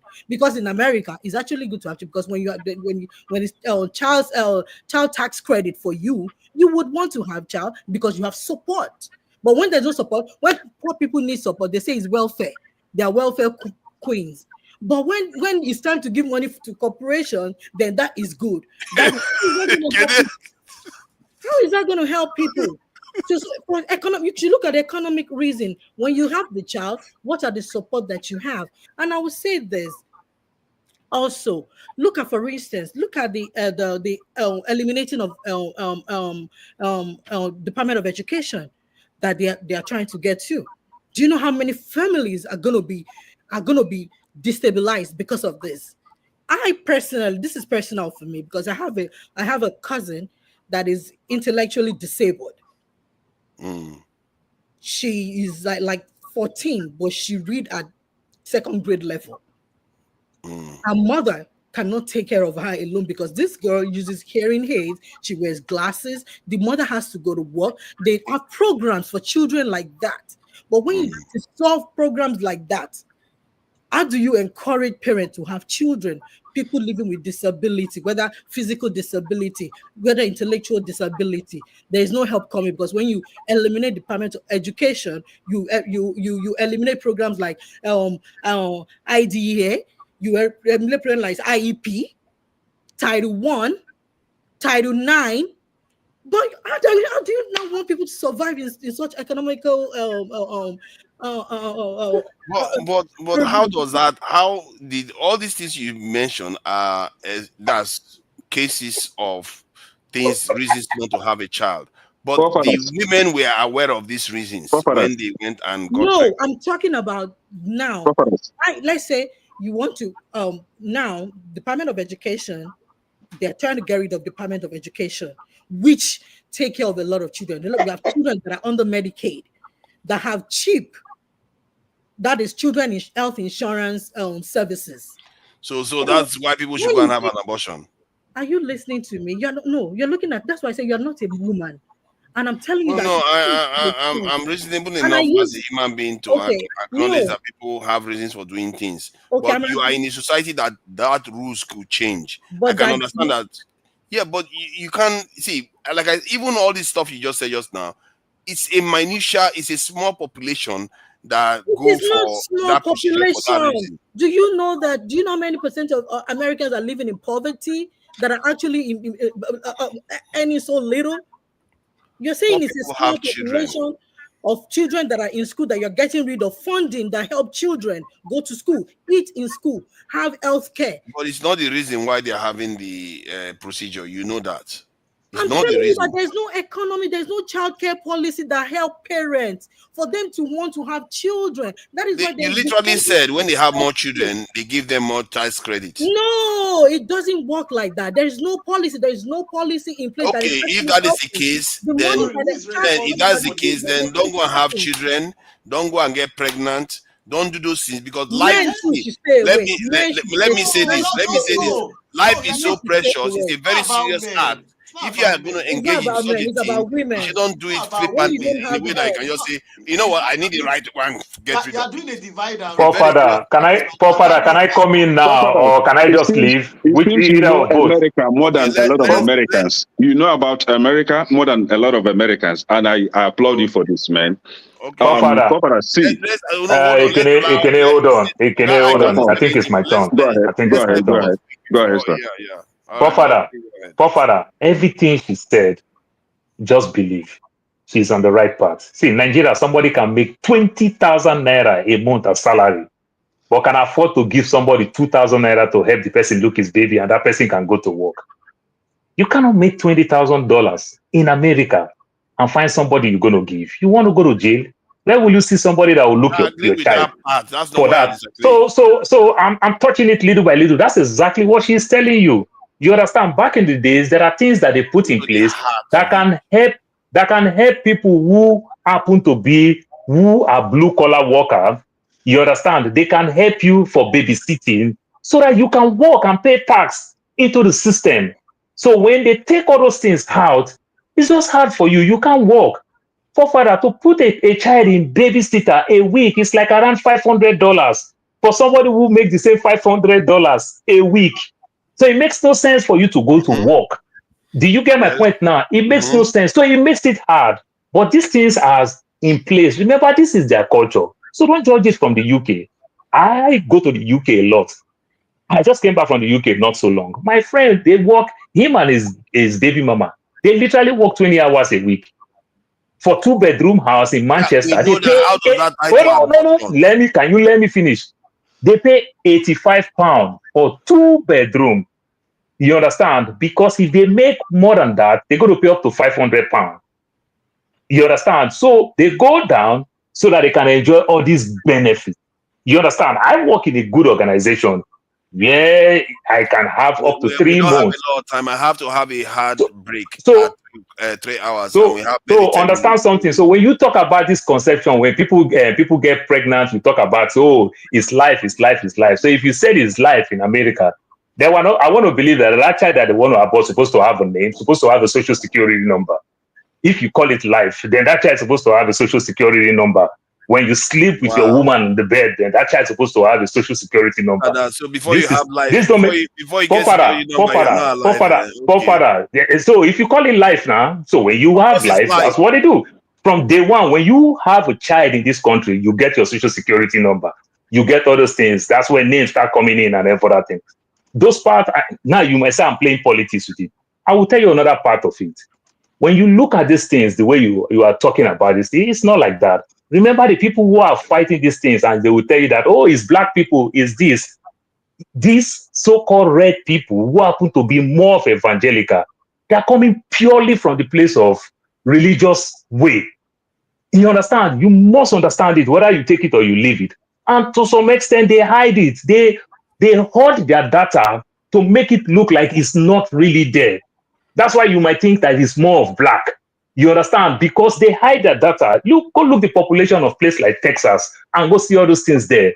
You understand? These things, they hide it, and people who hide in certain things, they don't want all these things to come out. So they are not really coming from every other thing that you might look for the greater good of a nation. But they are just coming. So, Father, it's just like the way Africans will support Donald Trump purely to say, Biden support gay, Donald Trump don't support gay. So because of only that one thing is enough for them to vote for Trump over Biden. But some of us see other things to say, no, we don't agree with you, Biden, with this, and this. And at the same time, we don't agree with Trump with this, and this. But some people just form their decision straight up with one thing that just go against purely maybe their religion. This is a secular country. You must understand that. Then I will talk about Elon Musk and everything. See what they're doing with Elon Musk may not make sense. I just want to touch that part and go. What they're doing with Elon Musk may not really make sense, but also the way Elon Musk is going about it and try to give himself contracts, checkmate other people, but leave himself out, it's not working. So why they are doing all those things that they're doing? They are doing it. So indirectly, they are making Elon Musk now create job. Do you know every place now Elon Musk have his showroom? Now they create more job to put more security, more this, more that. Okay, so when you fire people, they threaten your business, you employ more people to also protect your business. Good for you. So it's a strategy. Now, this is the bigger picture. You can imagine. So some people will say another way around, it's a good marketing. Have you ever seen Elon Musk as he's threatening Starmer, threatening Germany, threatening this, cause all type of things? Have you seen Elon Musk talk anything about Xi Jinping? No, because his business, a lot of his business is in China. You understand? He never talk about that place. He never talk anything about China, because without China, Tesla, he can't make profit from Tesla. Nearly everything is coming from China. So these are the things. So you must look all these things put together before you just take these things and just put it on one direction and everything. But what she said there is a lot that she's saying. People who go through disability, Father, you make one small mistake, you can go to jail for not taking care of that baby. How do you Then want to take care of that baby? don't go and get You don't pregnant. remember. Don't get pregnant, but at the same time, that's how doctor also see certain things in some people and say this child will not come out right. Get rid of this child, then it become another problem. So That is this a different disability that we are talking about, in some cases they see it early, but some states say no way. You are You going to understand? take all So the time, man. Come on, let's be reasonable. Yeah, we have Yeah, less than 10 Papa, seconds. 10 just minutes. go. A minute. Yeah, Yeah, because Papa, so a that you minute. can speak. Yeah, Papa, a minute. You see, some of us, we know this America very, very well, but it's unfortunate that some claim that they know, whereas they don't know anything. And I thank you, forefathers, because it seems you know this country better than a lot of people that claim to be in this country. See, if today a man buys a pregnant woman, that man will be charged for buying 2 lives, and he will be sentenced for buying 2 lives. So agreeing with the science discovery that life begins at fertilization, at conception, this is where life starts. And to show it like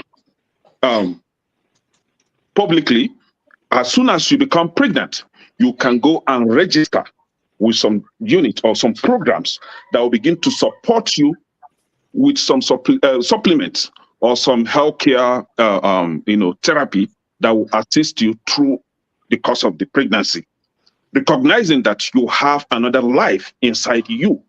But you see, this demonic party called Democrats, right, called liberals, they don't respect anything that has to do with another person's feeling or another person's life, provided their life is protected.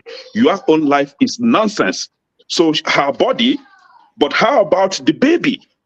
Does the baby have a right to live? To them, no. Provided it is not causing her inconvenience, she can get rid of it without minding what the baby will be feeling. You have another life inside you. But because you don't want that life to inconvenience you, do you know that a lot of them carry out abortion because of the way they look? They don't want their body to change. They don't want their stomach to have wrinkles or stretch marks. They will go and abort this baby. So to me, they carry out abortions for pleasure. Like I rightly said here, if the cause of the abortion is for medical reasons or maybe due to rape or something that has to do with crime, right?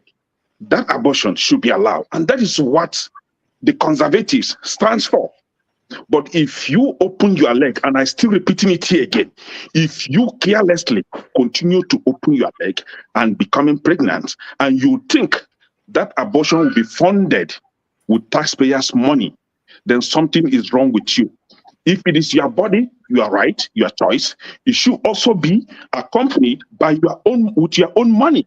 So use your own money to go and do it, not taxpayers' money. When you were doing it, I wasn't there. I did not give me part of it. So you should be able to take full responsibility of whatever you think that comes out of it. Now, for the man, somebody asked a question in the comment section. What about the men that give women belly, right? Their side chick belly.